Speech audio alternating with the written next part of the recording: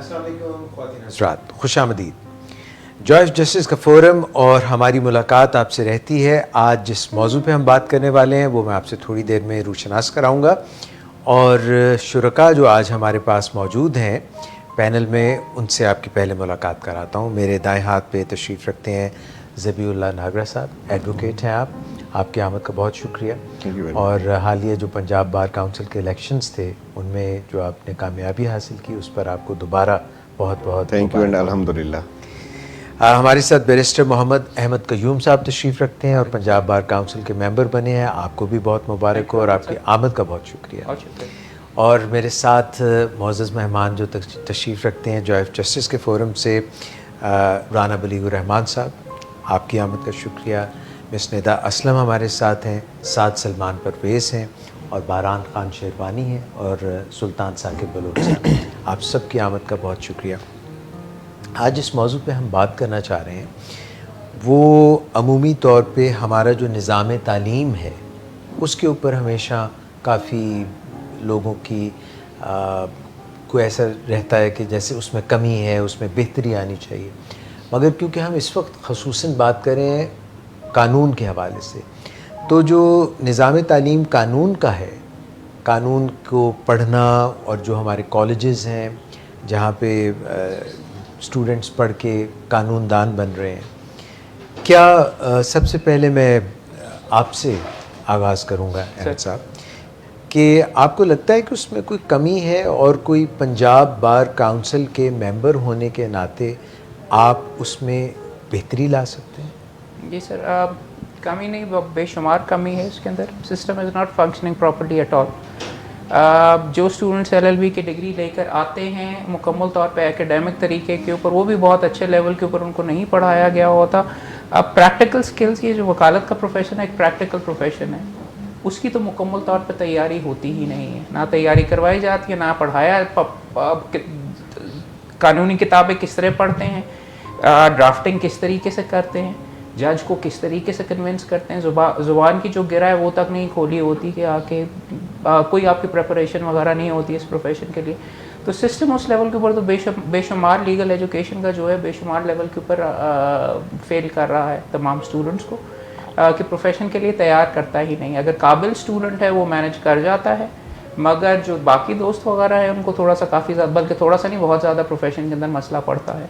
और इस असना के अंदर बार काउंसिल्स का रोल बहुत ज़्यादा बढ़ जाता है, बिकॉज एकेडमिक लाइफ से स्विच ओवर करना प्रोफेशनल साइड के ऊपर और एक मुकम्मल तौर पर प्रैक्टिकल प्रोफेशन के अंदर किस तरीके से करते हैं, उस असातिज़ा का जो एक ज़माने में सिस्टम होता था वो ख़त्म हो गया हुआ, तो बार काउंसिल की इंपॉर्टेंट और ज़्यादा बढ़ जाती है। तमाम दुनिया में होता है, पाकिस्तान के अंदर अनफॉर्चुनेटली नहीं होता। पाकिस्तान बार काउंसिल ने जो सिलेबस सेट किया हुआ है उसके ऊपर भी मेरी थोड़ी बहुत रिजर्वेशंस हैं। They are not very practical, आपको प्रॉपर्ली ट्रेन नहीं करते। मगर उसके बाद जब आप प्रोफेशन में आ जाते हैं तब पंजाब बार काउंसिल का बहुत इंपॉर्टेंट रोल हो जाता है कंटिन्यूइंग लीगल एजुकेशन के ऊपर भी। और आपको पहले दिन से आखिरी दिन तक, रिटायरमेंट तक या फौत होने तक, रिटायरमेंट कम होती है यहाँ पे, आपकी कंटिन्यूइंग लीगल एजुकेशन और आपकी मदद करनी चाहिए और आपकी ट्रेनिंग करनी चाहिए, जो कि बाहर होती है, यहाँ पर नहीं होती। ज़बीउल्लाह साहब, आपका इस पे क्या है कि लीगल एजुकेशन सिस्टम में being member of Punjab bar council आप क्या मौसर किरदार अदा करने के बारे में सोच रहे हैं?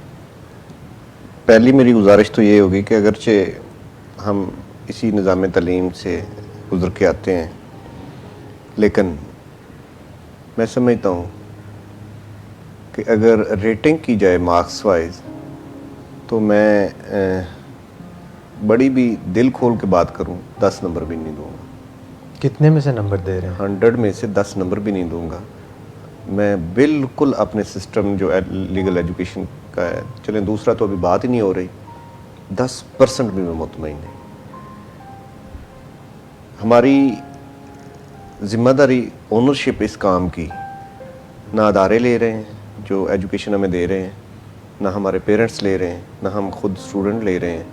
और रही सही कसर जो है वो पंजाब बार और पाकिस्तान बार काउंसिल ने निकाल दी। वो तो मैं समझता हूँ कि सुप्रीम कोर्ट ने एक जो जजमेंट दी पिछले 2-3 साल में, उस पर कुछ किसी हद तक बात हो रही है, लेकिन हमारी आज भी सोच वो ईस्ट इंडिया कंपनी वाले दौर में है कि हमारी एजुकेशन बेहतर करने जा रहे हैं, ये कहीं हमारे ख़िलाफ़ कोई प्रोपेगेंडा हो रहा है। तो ईस्ट इंडिया कंपनी तो चली गई है, तो अब किसके खिलाफ हमें डर है? हमें अपनी तालीम के बेहतर होने का डर है। अच्छा, कि कहीं हमारी अखलाकियात ना बेहतर हो जाए, कहीं हमारी तालीम ना बेहतर हो जाए, कहीं हमारे अदारे ना बेहतर हो जाए, कहीं हम खुद ही ना बेहतर हो जाए, ये हमें डर है सबसे बड़ा जो फील कर रहे हैं। बेहतर होना चाहिए सिस्टम। जो आपका सवाल है, पंजाब बार कौंसल बहुत किरदार अदा कर सकती है अगर पंजाब बार कौंसिल को बिल्कुल आज़ाद कर दिया जाए, बिल्कुल इसे वो इख्तियारात दे दिए जाएं जो दूसरे अदारों के पास हैं कि अगर कोई लॉ कॉलेज, कोई लॉ इंस्टीट्यूशन, कोई यूनिवर्सिटी जो लॉ की डिग्री जारी कर रही है, अगर वो हमारे स्टूडेंट्स को तालीम के साथ साथ लीगल एथिक्स नहीं पढ़ा रही, उनको एक अच्छा इंसान नहीं बना रही, तो बंद कर देनी चाहिए यूनिवर्सिटी। और ये इख्तियार पंजाब बार को देना चाहिए कि भाई आपने ये स्टफ़ हमारे लिए जो तैयार किया है, हमें बिल्कुल ये पसंद नहीं, हम रिजेक्ट करते हैं इसको। ये इख्तियार है। तो पंजाब बार काउंसिल जो है उसके ऊपर किसने उनकी आज़ादी सल्ब की हुई है, किसने उनको रोका हुआ है, किसकी वो डर और खौफ से अपना मौसर किरदार अदा नहीं कर रहे? अगर आप इजाज़त दें, आपकी इजाज़त के साथ भाई से मैं थोड़ा सा इख्तलाफ करूँगा। LLB ठीक है, स्टाफ वगैरह अच्छा नहीं आ रहा सारे का सारा है। प्रोफेशन के अंदर तो हम दाखिल होने देते हैं जब हम थोक के लिहाज से लाइसेंसेस देते हैं। अनफॉर्चुनेटली सुप्रीम कोर्ट की जजमेंट से पहले इशू वगैरह इसके अंदर प्रिंसिपली ये आ रहा था कि बेशुमार लॉ कॉलेजेस थे, पढ़ाई वगैरह ठप्पे लगा के डिग्रियाँ वगैरह दे रहे थे और हज़ारों की तादाद के अंदर न्यू एंट्रेंस प्रोफेशन के अंदर आ रहे थे। मामला तो ये है, LLB की डिग्री हासिल कर लेना, ये तो सब मेरे भाई ने भी और हम सारों ने एग्री किया कि एजुकेशन सिस्टम फेल कर रहा है, मगर प्रोफेशन के अंदर ऑटोमेटिकली लाइसेंस क्यों दिया जाए? It is a competitive profession, it is a profession of excellence का होना चाहिए। LLB अगर आपने कर लिया तो बआसानी आपको लाइसेंस नहीं मिलना चाहिए। दुनिया के अंदर ये मामला था, यहाँ पे तो ये सिलसिला है, कंसिडर ये किया जाता है LLB कर लिया, लाइसेंस हासिल करने का वो कोर्ट ने अब लॉ गैट का सिस्टम बीच में इंट्रोड्यूस किया। थोड़ा बहुत सख्ती वगैरह आई है, मगर वहाँ पे भी आपने रिसेंटली एग्जामिन किया होगा, शोर ये मचा हुआ था कि जी 50% पास मार्क्स लगा के तो बड़ी ज़्यादा ज़्यादती हो रही है, 40% के ऊपर कर देना चाहिए। जबकि अगर आप दुनिया के अंदर देखिए, सबसे ज़्यादा जो प्रेस्टीजियस फॉर एग्ज़ाम्पल है न्यूयॉर्क बार, वहाँ पे पास परसेंटेज 32% है, वहाँ पे उनके जजेस भी फेल होते हैं। ये किसी का हक नहीं है कि आप ऑटोमेटिकली LLB की डिग्री कर लें, बहुत अच्छी बात है, बट मेक देम कम्पीट। और जब आप इतनी तादाद के अंदर, एक इशू बेसिकली ये आ रहा है, जैसे मेरे भाई ने कहा कि गाइड से पढ़ के बेशुमार दोस्त वगैरह ऐसे भी बीच में हमारे आ रहे हैं और हमारे पास आते हैं नौकरियों वगैरह के लिए और हम उनसे इंटरेक्ट वगैरह करते हैं। उन्होंने कानून की किताब ज़िंदगी में नहीं खोली होती, उन्होंने PhD ज़िंदगी में नहीं खोली होती। उनको आप जाके कहते हैं कि जी वो PhD, वो कहते हैं वो क्या होता है। और इस तरीके से ये सिस्टम मुकम्मल तौर पे फेल कर रहा है। बट मेरे नज़दीक एक तो जो भी स्टफ़ आ रहा है, जब आपने उसको प्रोफेशन के अंदर आने दिया, पहले तो आप सख्ती करें, जब प्रोफेशन के अंदर आ गया फिर बार काउंसिल की आपने लाइसेंस दिया, आपका काम है कि आप उसको प्रॉपर्ली ट्रेन करें, प्रॉपर्ली प्लेस करवाएं और उसको फिर कंटिन्यूअली मुख्तलिफ स्टेजेस के ऊपर करवाते रहें।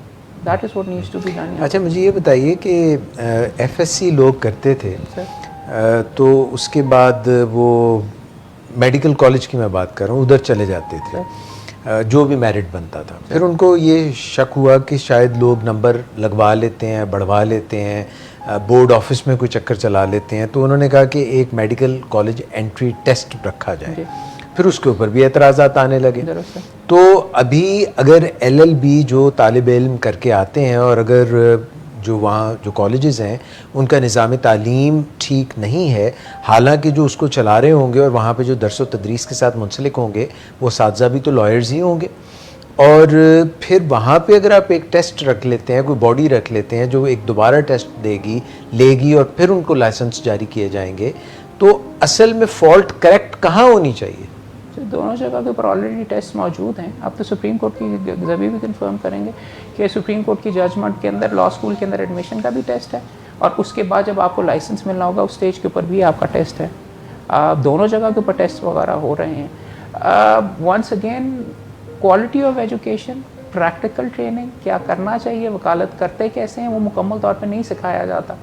हमारे सिस्टम में मसला सिर्फ ये है और फंडामेंटली ये है कि ना लिखने के ऊपर जोर है, ना पढ़ाने के ऊपर जोर है, ना बहस करने के ऊपर, ना जहन खोला जाता है, और ये एक्सपेक्ट किया जाता है कि भाई अब हमने LLB की इस बंदे को डिग्री दे दी, एकेडमिक डिग्री, मजमून लिखे जाते हैं गिट्ठों के लिहाज से नाप के, मार्क्स ऊपर वो हेडिंग्स वगैरह रंग बिरंगी लगाएं, वो देखा जाता है। वकालत इस चीज़ के बारे में नहीं है। वकालत तो इस चीज़ के बारे में 1.5 मिनट के लिए वो साहब सामने बैठे हुए, जज साहब आपने you have to come to the point and you have to convince him, ऐसी चीज़ें आपने लिख के देनी है। तो ये वाले तो आपके स्किल्स आपको तैयार किया ही नहीं जाता। तो ये कैसे एक्सपेक्ट किया जा सकता है कि जी आप अगले दिन जिस दिन आपको लाइसेंस बना तो आप अचानक लोगों के मुकदमे हैंडल करने शुरू कर देंगे, ये होगा। और वो ट्रेनिंग वाला मामला, हाउस जॉब वाला, मेडिकल का आप जो जिक्र वगैरह का, हाउस जॉब, उस हाउस जॉब के लिए पे होता है, यहाँ पे तो पे भी नहीं किया जाता। यहाँ पे हम वकीलों के साथ, यंगस्टर्स के साथ ये करते हैं। और कोई जो उस्ताद पहले किसी ज़माने में आपको अपॉर्चुनिटी देते थे या आपको सिखाते थे, वो तो अब एग्जिस्ट ही नहीं करते। तो बार काउंसिल का फिर से रोल यहाँ पे आके बहुत ज़्यादा है। अगर से जो आप कह रहे थे कि आज़ादी नहीं है पंजाब बार काउंसिल को, वो आज़ादी किसने रोकी हुई? मैं गुजारिश कर देता हूँ। पहली तो बात ये है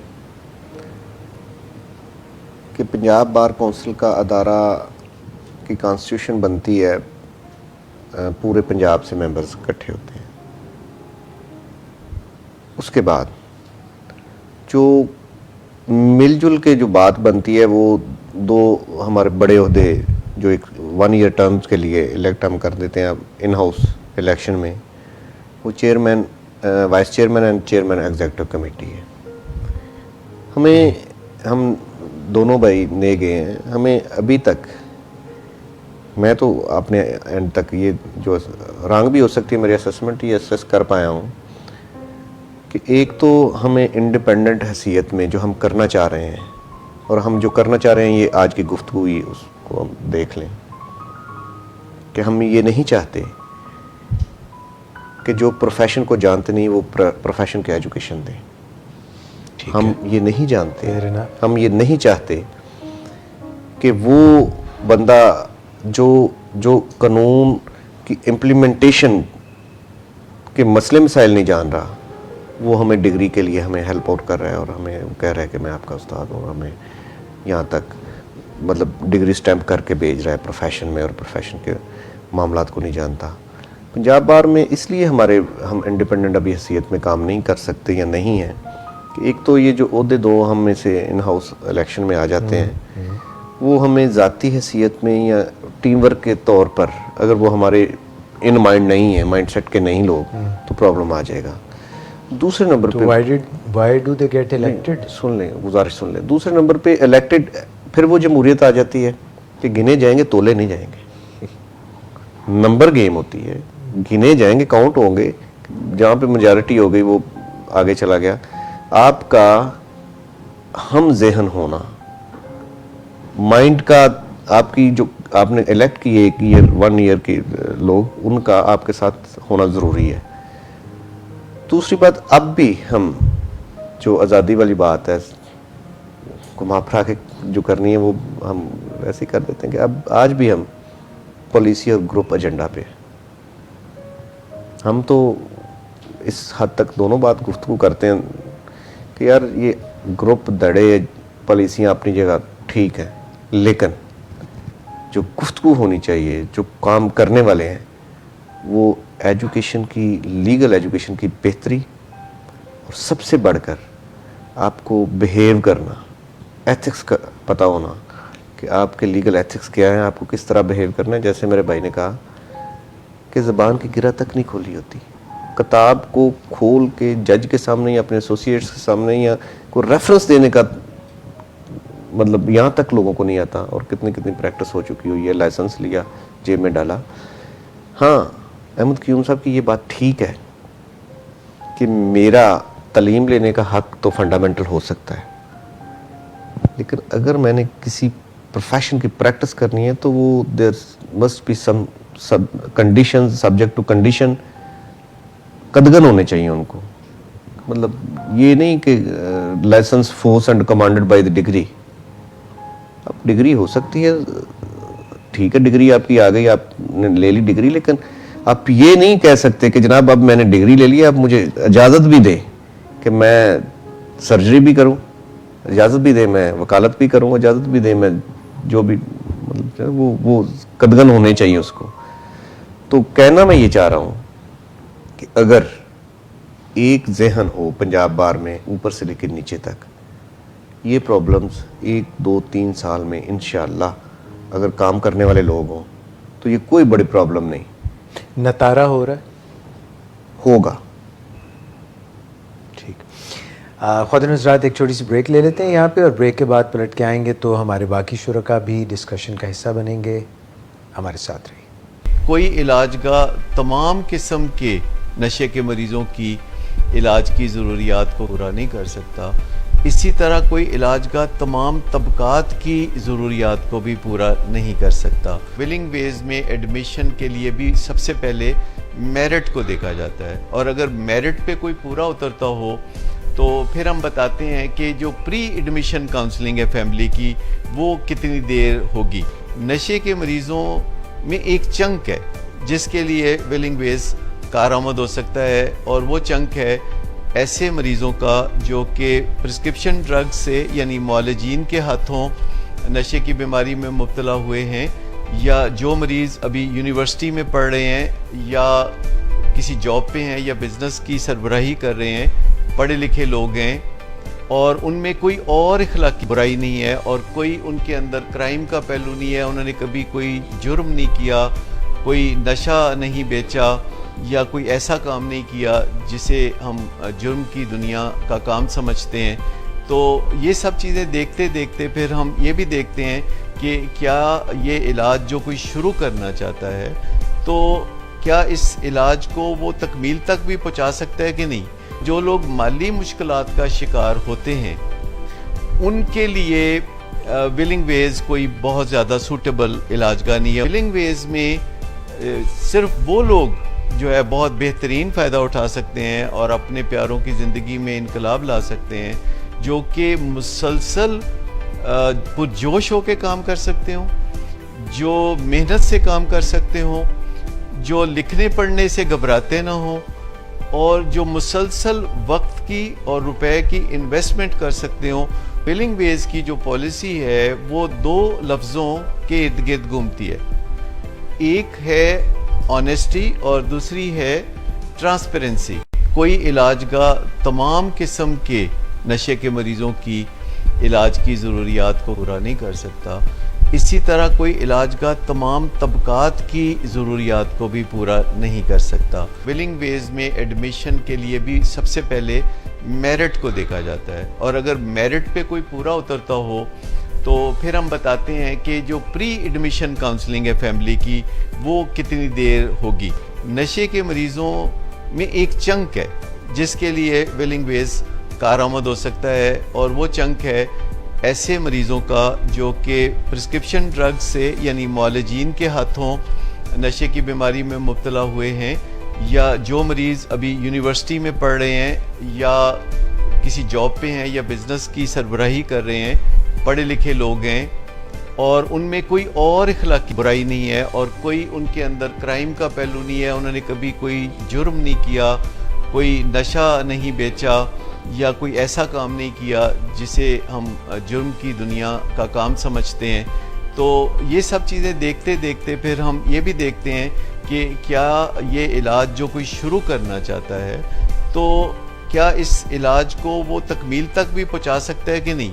जो लोग माली मुश्किलात का शिकार होते हैं उनके लिए विलिंग वेज कोई बहुत ज़्यादा सूटेबल इलाजगाह नहीं है। विलिंग वेज में सिर्फ वो लोग जो है बहुत बेहतरीन फ़ायदा उठा सकते हैं और अपने प्यारों की ज़िंदगी में इनकलाब ला सकते हैं, जो कि मुसलसल पुरजोश होकर काम कर सकते हों, जो मेहनत से काम कर सकते हों, जो लिखने पढ़ने से घबराते ना हों और जो मुसलसल वक्त की और रुपए की इन्वेस्टमेंट कर सकते हों। विलिंग वेज की जो पॉलिसी है वो दो लफ्ज़ों के इर्द गिर्द घूमती है, एक है ऑनेस्टी और दूसरी है ट्रांसपेरेंसी। कोई वेलकम बैक।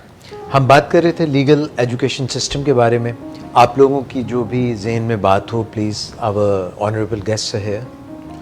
मैं बिल्कुल इत्तेफाक करूँगा अहमद भाई ने जो बात की है। एक्चुअली अगर आप देखें तो जो दुनिया में सिस्टम चल रहा है, जिस तरह आप अगर बिजनेस एडमिनिस्ट्रेशन को देखें तो एक केस स्टडी बेस्ड मेथड को अडॉप्ट किया गया।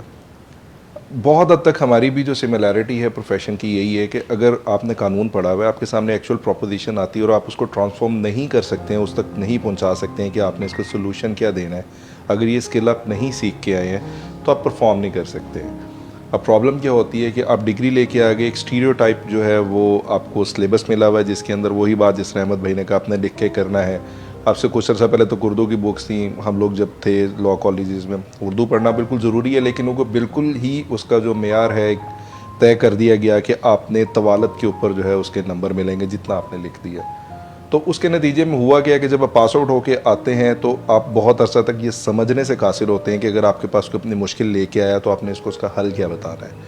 ये सीखने की स्किल वो बात जो जबी भाई ने की अभी कि डिग्री आपके पास है लेकिन आपके पास लोगों की मुश्किलों का हल करने का लाइसेंस है। अगर आप उससे मायूसी फैला रहे हैं, अगर आप वो काबिलियत नहीं है कि आप लोगों को वो डिलीवर कर सकें जो कि आपकी जॉब है, वो आपको पे कर रहे हैं, उसके बदले मुआशरे के अंदर आप एक प्रोफेशन का इमेज ख़राब कर रहे हैं सिर्फ अपनी नाअहलियत की वजह से। और नाअहलियत क्यों है? एक आपके अपने पार्ट पे तो जो है कि आपने सीखा नहीं, और दूसरा किसी ने उसको उस तरीके से सिखाने की कोशिश भी नहीं की। तो अगर ये बात सच है तो इतने काबिल वकील किस तरह है हमारे मुआशरे में? रिसेंटली आ रहे हैं, अगर ऐसी तो कोई बात नहीं। रिसेंटली तो बहुत कम आ रहे हैं जी। अगर कहाँ हैं SM ज़फ़र साहब, कहाँ हैं हमारी जनरेशन के सारे दोस्त। और देखिए एक्सेप्शनल के ऊपर के लेवल के ऊपर आपको जबी भाई भी बैठे हैं, ही वर्क्स एक्सेप्शनली हार्ड, हमने भी कोशिश की हुई है, आप भी सारे दोस्त मौजूद हैं। I am talking about general. Outliers आपको डेफिनेटली मिल भी जाएंगे और एक्सेप्शनल वकील शायद मिल भी जाए। फंडामेंटल प्रॉब्लम यहाँ पे यही आ रहा है कि जो आपने जिस तरीके से आपने अडेप्ट करना है, और आपने जल्द, पहले तो ज़माने में होता था आप उस्ताद के साथ काफ़ी टाइम वगैरह लगा लेते थे, वो आपको सिखा भी देते थे। अब तो इंस्टेंट मामला है, you need to know how to basically start. आप यहाँ पे तो ये भी गाइड नहीं किया जाता कि जी आप बेटा फ़लाँ चेंबर में आपने जाना है, पहले आप सिविल की प्रैक्टिस करें, ट्रायल सीखें, और आप क्रिमिनल को एक्सपीरियंस करें, आप ट्राइब्यूनल में जाएं, इस तरीके से। There is no guidance at all, जो कि बाहर अफ्रीका के घने जंगलों में भी नॉर्म है। किनिया चले जाए, आई am not talking about America, England और ये सारे का सारा, इंडिया की मैं बात कर रहा हूँ। अफ़गानिस्तान ड्यूरिंग द जंग तबाही फिरी हुई है, लेकिन वहाँ पर जो ट्रेनिंग वगैरह, पढ़ाई लिखाई वगैरह हो रही है, उनको फिर भी गाइड किया करते थे कि अपने वकीलों को भाई इस तरीके से ये करना। मेरे भाई ने जैसे यहाँ पे कहा, once again it's a practical profession, it's all about solving problems लोगों की जो हैं सारी की सारी आपने सॉल्व करनी। हमारा एम्फेसिस, जैसे भाई कह रहे थे अभी भी, नाप के मज़ामीन लिखने का एजुकेशन के अंदर ओपन बुक्स एग्ज़ाम्स करें, प्रॉब्लम सेट करें। वो माइंडसेट है ही नहीं। यहाँ पे तो मज़ामीन लिखवाए जाते हैं। हमने तो मेरे ख्याल में अपनी ज़िंदगी में वकालत में कभी मजमून नहीं लिखा, और अगर किसी पटिशन में मजमून लिखा है तो जज ने उसके बाद कान खींचे, वो कहते हैं नुक्ते पे आओ, अभी बताओ। तो ये जो बेसिक स्किल्स हैं, बहस कैसे करते हैं, ये जो सारे के सारे हैं, ये आपको सिस्टम में करना पड़ेगा। Until you go ahead and do that, you will be a misfit in this particular system। वो बंदे का अगर अपना स्किल है, या हमारी तरह थोड़े से प्रिविलेज्ड हैं, वालिद का चेंबर है या कोई है वगैरह, तो आपको एक लेग अप मिल जाती है, काम इतने मिलते हैं तो आप लोगों के ऊपर ऑपरेशन करके सीख ही लेते हैं। मगर जिन दोस्तों का रोज़ी रोटी ही पहला मुकदमा या दूसरे मुकदमे से मुंसलिक है, उनको करना ही नहीं आपने जब सिखाया, इस लेवल के ऊपर यहाँ पे पाकिस्तान में सोचा ही नहीं जाता। अमरीका probably the most useful degree जो मैंने ज़िंदगी में की है वो बार की है। वो इसलिए क्योंकि वो एकेडमिक डिग्री नहीं है। वो मैं LLM के भी फेवर में नहीं हूँ, मैं PhD के फेवर में भी नहीं हूँ। उसका हमारे वकालत से कोई ताल्लुक़ ही नहीं है। नॉलेज के बारे में नहीं, हम यहाँ पे नॉलेज तो हम किताब में से खोल के कर लेते हैं। बात तो ये है कि वो किताब में से आप सवाल का जवाब निकाल सकते हैं कि नहीं, जज के लिए जजमेंट पकड़ सकते हैं ऑन द पॉइंट कि नहीं, और आप उसको, और चले आप कानून में नले भी हों, if you have the ability to convince someone, that is key. ये जो स्किल सेट्स वगैरह हैं, जो हमारा एजुकेशन सिस्टम बाहर का, ये जो वकालत का प्रोफेशन है, ये इस लिहाज से यूनिक है। It is all about problem solving. It's not like दूसरों के अंदर जहाँ पे एकेडमिक आपने करना है या किताबें, यहाँ पे तो किताबें भी, और इवन अदरवाइज अगर आपने किताबें भी पढ़नी है, किताबें भी नहीं पढ़ाई जाती, गाइड के ऊपर ही पास हो जाते हैं सारे के सारे दोस्त। सर किताब के हवाले से जो मेरा पॉइंट है वो ये है कि अगर हम इंडिया देखते हैं, हम अमेरिका देखते हैं, हम इंग्लैंड देखते हैं, और अगर हमें पाकिस्तान में भी जब पढ़ाया जाता है तो रेफरेंस बुक्स हमें बाहर की दी जाती है, बाहर के राइटिंग में। हमारे अपने लॉयर्स जो सीनियर लॉयर्स हैं, they are not contributing towards shelves. किताबें हैं ही नहीं हमारे पाकिस्तान के अंदर। एग्जैक्टली, तो उनकी तरफ क्यों नहीं रुझान लेके जाया जाता है? क्या अगर हर लॉ चैम्बर जो अच्छा लॉ चैम्बर है, यंग लॉयर को उधर तक अप्रोच नहीं है, या हमारी रेगुलेटरी बॉडीज जो हैं, पाकिस्तान बार काउंसिल के पंजाब बार काउंसिल, वो इस तरह के इकदाम नहीं कर रही कि हर लॉयर को एक अच्छी जगह, एक अच्छी स्पेस मिले जहाँ पे वो लर्न कर सके। जैसे डॉक्टर्स में हाउस जॉब के लिए जाते हैं तो वो हाउस जॉब उन्हें एक प्रॉपर प्लेटफॉर्म मिला हुआ है। इधर हर यंग लॉयर के पास ये अवेलेबल नहीं है, लेकिन बुक की रसाई हर वकील के पास है। लेकिन पाकिस्तान में अब हमारा कानून इंग्लैंड से डिफरेंट है, लेकिन पाकिस्तान में उस तरह से कोई रहनुमाई वकालत के नाम से जो है कोई बुक्स हों, कोई स्टेप बाय स्टेप प्रोसीजर्स हैं। मंजूम नज़म के अंदर हमारे एक दोस्त ने मंजूम बनाई किताब, नज़म के फॉर्म में रहनुमाई वकालत किताब लिखी हुई। माइंड करेंगे ज़्यादा उसके बारे में बात नहीं करनी है। देखो फंडामेंटल प्रॉब्लम हमारे सिस्टम में ये, पाकिस्तान की तारीख के अंदर आप 3 से ज़्यादा किताबें नहीं गिनवा सकते जो कि ओरिजिनल लिखी गई हों।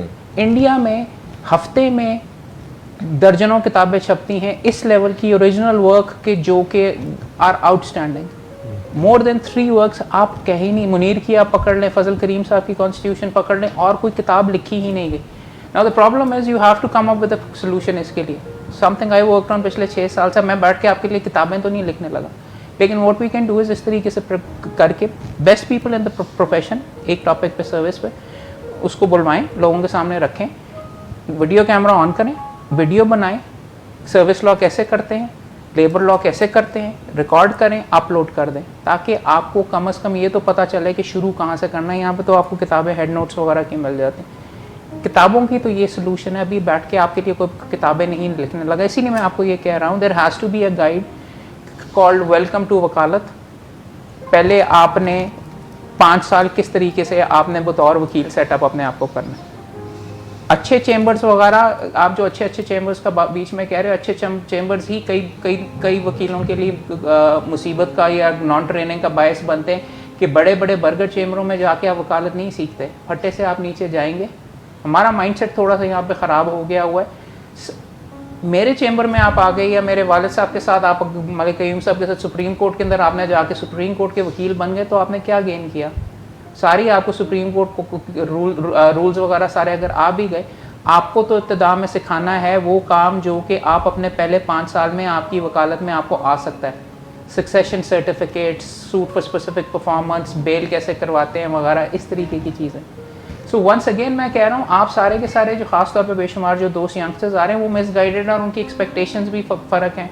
वो बड़े चैम्बर में जाना चाहते हैं, वो इमीडिएटली पे होना चाहते हैं, जबकि आपको जाना चाहिए उस चैम्बर में जहाँ पे आप उसको गंदा फट्टे वाला वकील कंसिडर करें, लेकिन उसके पास 22 मुकदमे हैं सिविल कोर्ट के एक दिन में। मेरे पास आके आपने सिविल कोर्ट का एक मुकदमा हफ्ते में किया और आर्बिट्रेशन आपने कानून सीख लिया, तो आपने क्या सीखा? आपको तो अगले 10 साल तक नहीं वो मुकदमे मिलने। तो स्टफ़ लाइक दैट, ये जो एक्सपेक्टेशन है, इसलिए कंसल्टेशन की बहुत ज़रूरी है। गाइडेंस काउंसलर होना चाहिए लॉ कॉलेजेस के अंदर भी और बार काउंसिल के अंदर भी आपको रेगुलरली, बल्कि हर मेंबर को कंसल्टेंट आपका होना चाहिए। मैं तो करता हूँ दोस्तों को पर्सनल कैपेसिटी में, वो मेरे से पूछते हैं कि भाई मोहम्मद भाई ये करके, और हमारी ड्यूटी है कि हम आपका CV बनवाएं, हमारी ड्यूटी है कि हम आपको हफ्ते में एक दिन ऑफिस आवर्स आपके लिए रखें, कमरे में बैठे हों, आप आएँ, आपके जो इश्यूज़ हैं, हमारे पास डेटाबेस होना चाहिए चेंबर्स का कि जी आप फ़लाँ जगह पे जाओ, फ़लाँ जगह पे जाओ, आप इब्तिदा में 3 महीने सिविल में लगाओ, 3 महीने फौजदारी में लगाओ, आप सर्विस का अगर आपकी साइड के ऊपर आपको ये लेबर वगैरह का आपने सीखना है, इधर जाओ, ना कि आप सीधे आप बड़े चेंबर्स की तलाश के अंदर आप सिफारिशें ढूंढते रहो और हम आपकी ज़िद के ऊपर आपको रख भी लें, वो हम आपके साथ ज़्यादती कर रहे होते हैं। जब आपको हम अपने पास अपने चेंबर के अंदर रख लेते हैं, आप फ्रेश के ग्रेजुएट आ रहे होते हैं, मेरे चेंबर में अगर आ जाओ, मैं आपको रख लूँ, तो आई बी डूइंग ज़्यादती टू यू, बिकॉज आपको उस नौइयत का काम आप सीख ही नहीं रहे होगे जो आपको सीखने की ज़रूरत है। मोहम्मद अहमद साहब, जिस तरह से आगे अपने लॉ के प्रोफेशन में और आप जिस तरह से आप आए और जिस तरह बाकी लोग, हर किसी का एक अपना तरीक़ाकार होता है, तो आपको लगता है कि एक ही मिल से, एक ही तरीके से सारे जो हैं वो अच्छे लॉयर्स बनते हैं, या हर किसी का वो फट्टे की बात हो रही है या किसी और चैम्बर की बात हो रही है? आपने ये दुरुस्त किया। आज की बैठक बेसिकली फाइंड आउट करना है कि प्रॉब्लम्स हैं कहाँ पे और किस तरह बेहतर हो सकती हैं। हम एक दूसरे से इख्तिलाफ राय भी कर सकते हैं, लेकिन शेयर कर रहे हैं कि अपने अपने एक्सपीरियंस से कहाँ पे प्रॉब्लम्स हैं। मैं समझता हूँ कि 50% फेलियर है सिस्टम का, जिसमें पंजाब बार है, कॉलेजेस हैं, तलीमी अदारे हैं, ये है वो है, सारी चीज़ें हैं before entering into the profession. लेकिन 50% हम में अपना आप है जो हमें झूठी अना ये यहाँ तक ना पूछने वाली ले जाती है, ना कंसल्ट करने वाली ले जाती है। मैं क्यों पूछूं जनाब डॉक्टर साहब से, मैं क्यों पूछूं अहमद भाई से। बल्कि यहाँ तक है, एक्सपीरियंस की बातें अहमद भाई भी मुझे सेकंड करेंगे, कि कोई अगर रोस्टम पे खड़ा या डाइस पे खड़ा कोई मतलब जय साहब की बात नहीं समझ रहा या जय साहब को सही नहीं बता रहा, पीछे से हम जाके उसे गाइड कर दे तो वो माइंड कर जाता है, ऐसे ही तो यार आपने क्या कर दिया, मैं आपसे बड़ा वकील हूँ। आप कौन होते हैं, ये जो आ गई है, आप कौन होते हैं, पीछे बैठे आप। ऐसे ही चंगे भले बंदे को, सीनियर आदमी को, इसलिए वैक्यूम है। दूसरा वही प्रॉब्लम है जो अहमद भाई ने बताई कि हमारे 90% लोग चैम्बर्स को ज्वाइन नहीं करते, कोशिश करते हैं कि पर्सन को ज्वाइन करें। बड़े नाम 5-10 हैं जो सारे लोगों के ट्रिप्स पे हैं, और आपका भी कोई करीबी अजीज होगा तो आप भी कहेंगे अहमद कयूम के साथ पास भेज दिए, फलां के पास, जो रट्टे 10-20 नाम है जो फ्लोट कर रहे हैं।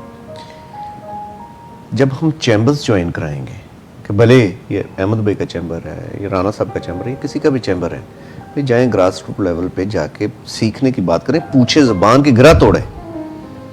हम तो इतने झूठी ना वाले लोग हैं कि हम तो रास्ता नहीं पूछते कि यार जॉय ऑफ जस्टिस का कहाँ पे बैठते हैं ऊपर के। हम फील कर जाते हैं। ये जब तक हम पूछने वाली बात नहीं करेंगे, ये 50% हमारा फॉल्ट है। फिर जो काउंसलिंग करेंगे हमारे, हमें पता तो हो कि हम करना क्या चाह रहे हैं, डिग्री भी ले ली, प्रोफेशन में भी एंटर होने लगे हैं, भाई अल्टीमेट गोल क्या है आपका। आप अपनी पर्सनैलिटी में, आप अपनी फैमिली का बैकग्राउंड देखते हुए, आप अपनी इंटरेस्ट देखते हुए किस साइड पे आप वकालत में जाना चाहते हैं। ये कोई हादसाती प्रोफेशन तो नहीं कि मेरे साथ हादसा हुआ, मैंने लाइसेंस ले लिया, अब मैं देखूंगा मेरे साथ क्या कुछ करता है।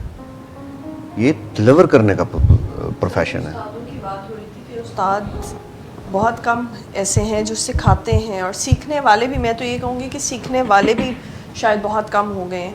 मतलब देखने में ये आता है कि जैसे लॉ कॉलेजेस में हम लैट और गैट हमारा इंट्रोड्यूस हुआ है, 40% का तो एक इशू चल रहा है। एक इशू ये भी चल रहा है कि हमने 3 साल जब पास करके एग्ज़ाम दे दिए तो हमारा एक और टेस्ट क्यों लिया जा रहा है, जो भी रिसेंट एक एहतजाज में चलता वो जो पहले हमने बात की है बिल्कुल कि तो, पता नहीं हमारे खिलाफ बड़ा को प्रोपेगेंडा हो गया जी, बल्ले बल्ले पढ़ो जी, रोको जी, नहीं ये करो, हमने वो भी करो। गैट जो है वो, जब मैं अपनी डिग्री ली है और उसके बाद मुझे गैट पास किया, तो बहुत आसान सा टेस्ट है कि बगैर पढ़े भी, अगर 3 साल पढ़े हुए तो अगर आप बगैर पढ़े भी अटेम्प्ट करें तो आप 50% एटलीस्ट पास कर सकते हैं। मैडम निदा, हम यही तो चाहते हैं कि हमने पहले भी नहीं पढ़ा था, आगे क्यों पढ़ रहे हैं। बट जबी भाई देखने में ये आया कि जब हम इंटीमेशन अपनी फॉर्म जमा करवाते हैं तो उसके बाद बहुत से ऐसे स्टूडेंट्स हैं जो फॉर्म जमा करा के 6 महीने सो जाते हैं और 6 महीने बाद सिर्फ लाइसेंस पिक करने के लिए आते हैं। जी दुरुस्त है। तो हमें ऐसी गाइडेंस उस्ताद, क्योंकि आप लोग माशाल्लाह पंजाब बार में ऐसे लोग अब बैठे हुए हैं बार में कि जो इस चीज़ को देख सकें और रिकमेंड कर सकें, जैसे कंसल्टेंसीज की बात हो रही है, तो जो नए लोग आ रहे हैं उन 6 महीने में कंपलसरी कर दें, उनको एक लिस्ट दी जाए कि ये बेहतरीन चैम्बर्स है, बेटा choose any one of them. आपके इंटीमेशन फॉर्म पे उनका नाम आप यहाँ पे खुद लिखवाएं। इंटीमेशन का तो सिस्टम ऑलरेडी मौजूद है, अगर लेकिन सर उसको कोई यूटिलाइज नहीं करता। 6 महीने में कोई भी जाके हार्डली मेरा ख्याल है शायद 20-25% लोग होंगे जो चैम्बर ज्वाइन करते हैं, किसी सीनियर को ज्वाइन करते हैं, उनसे कुछ सीखते हैं। अदरवाइज तो 6 महीने जाके सो जाते हैं और 6 महीने बाद आके लाइसेंस कहते हैं जी हम वकील बन गए। सर बीइंग रेगुलेटरी, मैम की बात को सेकंड करूंगा, being regulatory body Punjab bar council जो इंटीमेशन के टाइम या एडवोकेट हाई कोर्ट बनने के टाइम जो लाइसेंस के लिए रिक्वायरमेंट्स हैं, प्रीरिक्विजिट्स हैं कि आपने नंबर ऑफ केसेस देने, लिस्ट ऑफ केसेस देने, इसमें आप अपीयर हुए हैं या कौन से आपने केसेस डील किए अपने सीनियर के साथ, वो एक फॉर्मेलिटी बन के क्यों रह गया है? या जो एंट्रेंस के टाइम, लाइसेंस मिलने के टाइम एक इंटरव्यू होता है, वो एक फॉर्मेलिटी बन के क्यों रह गया है कि उन केसेस की, नंबर ऑफ केसेस की स्क्रूटनी क्यों नहीं की जाती कि आया ये बंदा, ये इनमें अपेयर हुआ भी है कि नहीं, इसने ये केस डील की भी है या नहीं किया, क्योंकि आपसे वोट हमने लेने होते हैं दोस्तों ने। और सच्ची बात तो ये है वगैरह, वो आपके घर जाके आपको हम लाइसेंस हमारे दोस्त ला के दिया करते थे, फाइल उठा के आपके पास आके बेटा ये लो, वोट वगैरह आप हमें दे देना जो आपका महंगा आएगा। और साथ ये भी कहते हैं कि देख लें आपका इंटरव्यू नहीं मैंने होने दिया। आपका होने नहीं दिया, आपका देखिए वो करके आपसे अगर हमने कोई सवाल वगैरह कोई सख्त वगैरह कर दिए तो आप तो नाराज़ हो जाएंगे हमारे से और हमें वोट अंदर जाके नहीं देंगे। अनफॉर्चुनेटली मसला यही है। और इसके अंदर प्रोफेशन वगैरह के अंदर आपको अनफॉर्चुनेटली पॉलिटिक्स बहुत ज़्यादा आ गई है। बार पॉलिटिक्स के अंदर बार का उनसर या प्रोफेशनलिज्म वाला उनसर घटता ही जा रहा है। That is the fundamental problem. इस दफ़ा भी एग्जैक्टली यही सुप्रीम कोर्ट ने भी इसीलिए इस मामले को काफ़ी सीरियसली टेकअप वगैरह किया था कि बेशुमार दोस्तों को 3,500 वोट बने हुए थे जो कि सुप्रीम कोर्ट के ऑर्डर से निकाले गए, उनके टेस्ट ही नहीं हुए थे, उनकी इंटीमेशन नहीं थी, उनकी फाइलें पूरी नहीं थी। यहाँ पे तो आप यहाँ पे तो मामला आती हैं, ये तो एडमिटेड है, सुप्रीम कोर्ट का फैसला मौजूद है, वैसे ही उनको दे दिया और इलीगल थे। अच्छा, मैं आप सबसे ये पूछना चाहता हूँ क्योंकि लॉ फ्रेटर्निटी है, जितने भी लॉ के कॉलेजेस हैं इस वक्त एग्जिस्टिंग, उनको एक्रेडिटेट किया जाता है कि ये इस काबिल हैं कि ये अपनी तालीम इम्पार्ट करके डिग्री इम्पार्ट करें, क्या ये उस मयार पे हैं? ऐसा कोई सिलसिला है? This is my question number 1। तो क्वेश्चन नंबर 2 इज़ कि जो उससे ग्रेजुएट होते हैं, जो LLB कर लेते हैं, उनकी अगर कोई मेरिट लिस्ट बनाई जाए पूरे पंजाब के लेवल पे और उनका देखा जाए कि ये पूरे जितने भी कॉलेजेस हैं उनमें इनका कहाँ पे आता है, इनका रेटिंग क्या आई है, और उस हिसाब से फिर जोड़ा जाए कि ये फ़लाँ चैम्बर में चला जाए, ये उधर चैम्बर में चला जाए, और इस तरह से उनको प्लेसमेंट की जाए, इससे कुछ बेहतरी आ सकती है? दो फैक्टर्स। बिल्कुल, आपने मेडिकल वाला ही सिस्टम आप जो वहाँ पे हाउस जॉब्स और आपका दाखिले वगैरह का वही आप सजेस्ट कर रहे हैं। अब सुप्रीम कोर्ट की जजमेंट के बाद थोड़ा बहुत यहाँ पे बेहतरी आई है एक्रेडिटेशन के मामला के अंदर, पंजाब यूनिवर्सिटी के साथ और मुख्तलिफ के साथ जिनकी थी, और कई कॉलेजेस बंद भी हुए हैं और बेशुमार सफाई वगैरह हुई है। मगर वंस अगेन सिलेबस का मामला है। हाँ, कॉलेजेस वगैरह फेक और जो जिनके पास नहीं थे छोटे छोटे कमरों में बनाए हुए हैं, मेरे ख्याल में शायद 4 कनाल की उनके रूल्स के अंदर है, 10 कमरे होने चाहिए। इवनिंग क्लासेस आर्ग्यूबली ख़त्म हो गई हैं, पंजाब यूनिवर्सिटी में हैं, सीट्स भी एलोकेट वो हो रहा है। सुप्रीम कोर्ट ने अच्छा स्टेप लिया। ये अब क्या चेंबर्स के अंदर प्राइवेट चेंबर्स होते हैं, लॉ कॉलेजेस नहीं, और इस तरीके से it's going to be difficult. आप रिकमेंड कर सकते हैं कि फ़लाँ बंदे को जाओ, बट हाँ मेरिट के अंदर होना चाहिए। आपके नुक्ते को तो मैं आगे ले जाके ये कहूँगा कि हमें कहा जाता है जी हाँ यंगस्टर्स आ गए, उनको इसको कहते हैं रोज़ी रोटी के लिए पैसे नहीं दिए जाते, वजीफ़ा नहीं दिए जाते, हमें हाउस जॉब के मामले के ऊपर ये कुछ इस तरीके से किया जाए। आई थिंक अगर ये सिस्टम में एक्सेलेंस आपने लानी है, यू हैव टू कैप के इस साल सिर्फ 200 ही आएंगे। ये मेरिट है, compete करो, इससे आगे जो चले गए 200 फिर उनका वजीफ़ा भी हो सके। मगर अगर साल में 1000 या 1500 बंदे आ रहे हैं उसके अंदर तो it's going to be very difficult कि आप अक्रॉस द बोर्ड ये करें। वो वाला सिलसिला है नहीं। एक आसान सा टेस्ट है, या टेस्ट बड़ा सख्त कर दीजिए, बहुत ईजी है, और टेस्ट होना चाहिए सख्त वगैरह। 2-2 हफ्ते पढ़ के लोग पास कर लेते हैं। मैं आपको खुद बता रहा हूँ, टेस्ट के बगैर ही हम आपको लाइसेंस दे देते हैं। अच्छा, मुझे एक बात याद आ गई, जिस तरह मैकडॉनल्ड्स में जब नौकरियां मिलती थीं, कोई भी करते थे तो वो कहते थे कि ये जो बेसिक पर आवर रेट है वेजेस का, वो बहुत कम है। तो किसी ने ये कहा कि अगर तो तुमने सारी उम्र इसी रेट पे आगाज़ एंट्री पॉइंट पे चलना है तो फिर तो ये वाकई बहुत कम है। मगर ये तुम्हारे करियर का अगर आगाज़ है और इसको 2 माह में, 3 माह में, 6 माह में, 1 साल में करके तुम अपनी अर्निंग कैपेसिटी बढ़ा सकते हो, अपनी अहलियत बढ़ा सकते हो, क्योंकि मार्केट प्लेस जब किसी को पे करती है तो उसकी सलाहियत, अहलियत और कॉन्टैक्ट्स पे पे करती है। तो क्या एंट्री पॉइंट में अगर इतने ही मसाइल हैं कि भाई पैसे नहीं मिलते कहीं पे आगाज़ करने में, तो कोई बात नहीं, आगाज़ में नहीं ना मिलते कि सारी उम्र ही नहीं मिलेंगे। मैं इसी बात में ये करना चाहूँगा, बात ये है कि सिस्टम मौजूद है, सिस्टम में चले, किसी हद तक आप उसको 100% इम्प्लीमेंट कर दें तो फिर भी रिजल्ट्स बेहतर हो सकते हैं। लेकिन क्या है कि लीकेजेस हैं, मतलब वही बात जो अभी बरान कर रहे थे कि आपको 20 केसेस की लिस्ट देनी होती है। अगर आप ये कंपलसरी कर देते हैं कि 20 केसेस में उसकी कार्रवाई अदालत में नज़र आनी चाहिए कि उसने केसेस अटेंड किए हैं, उसकी जो फैसला आ रहा है उसके अंदर कहीं चले, फैसला ना भी सही, कम से कम उसकी जो पेशी लिस्ट एक जो चल रही होती है, अदालत की एक जजमेंट शीट चल रही होती है, नज़र आए कि इस बंदे ने ये पार्टिसिपेट किया। मेरा नहीं ख्याल कि अगर कोई 20 केसेस करके यंगस्टर आता है तो वो अगला 21वां केस खुद से हैंडल ना कर सके। प्रॉब्लम यहाँ पर होती है कि जो सेशन कोर्ट में बैठे हुए स्टेनो जो फाइल्स बना के सबमिट करने वाले होते हैं वही केसेस उनके पास होते हैं। अगर आप उठा के देखें तो वही लिस्ट होती है जो हर एक के नाम के साथ लगी जा रही होती है। और बीइंग जब मेरे पास कोई पीपल आता है ट्रेनिंग के लिए तो मैं भी ये चीज़ नहीं देखता, मैं भी उसको साइन करके उसको वेरीफाई कर देता हूँ और वो जाके अपनी फाइल सबमिट करके लाइसेंस ले लेता है। इवन के ये तो एंट्री लेवल, अगर हम सुप्रीम कोर्ट की फाइल्स देखते हैं जब हमें लाइसेंस लेने के लिए 10 साल की स्टैंडिंग के बाद हो जाता है, तो अब ये भी एक ट्रेंड आ गया कि हमारे बहुत सारे दोस्त के साथ खड़े हो गए, यार अपने केस में मेरी हाजिरी लगवा देना, मेरी जजमेंट भी पूरी हो जाएगी। वो 15 जजमेंट्स हम पूरी नहीं कर पा रहे होते।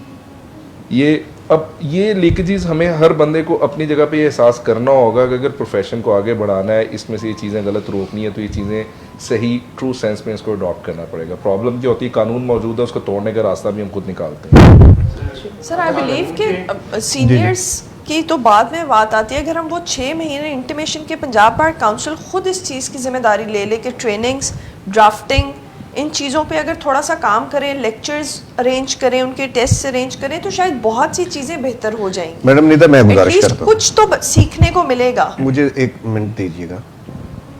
देखें, हम जो जितनी भी गुफ्तगू कर रहे हैं, हम इसको कर्टेल किए हुए हैं कि डिग्री के बाद और लाइसेंस अवार्डिंग के पीरियड को, बिल्कुल लेकिन मैं इससे पीछे भी जा रहा हूँ। पीछे भी बिल्कुल आई टोटली। और मैंने पहले भी कहा था कि हमें अगर पावर हो और या पंजाब बार अगर खुद मुख्तार अदारा हो, तो अगर लॉ कॉलेजेस जो हैं बिल्कुल उनको तो सीधा जवाबदेह बार काउंसिल को होना चाहिए। बिल्कुल क्योंकि जो वो स्टफ दे रहे हैं उन्होंने बार काउंसिल को देना है, जो लॉ कॉलेजेस से वकील बनेंगे।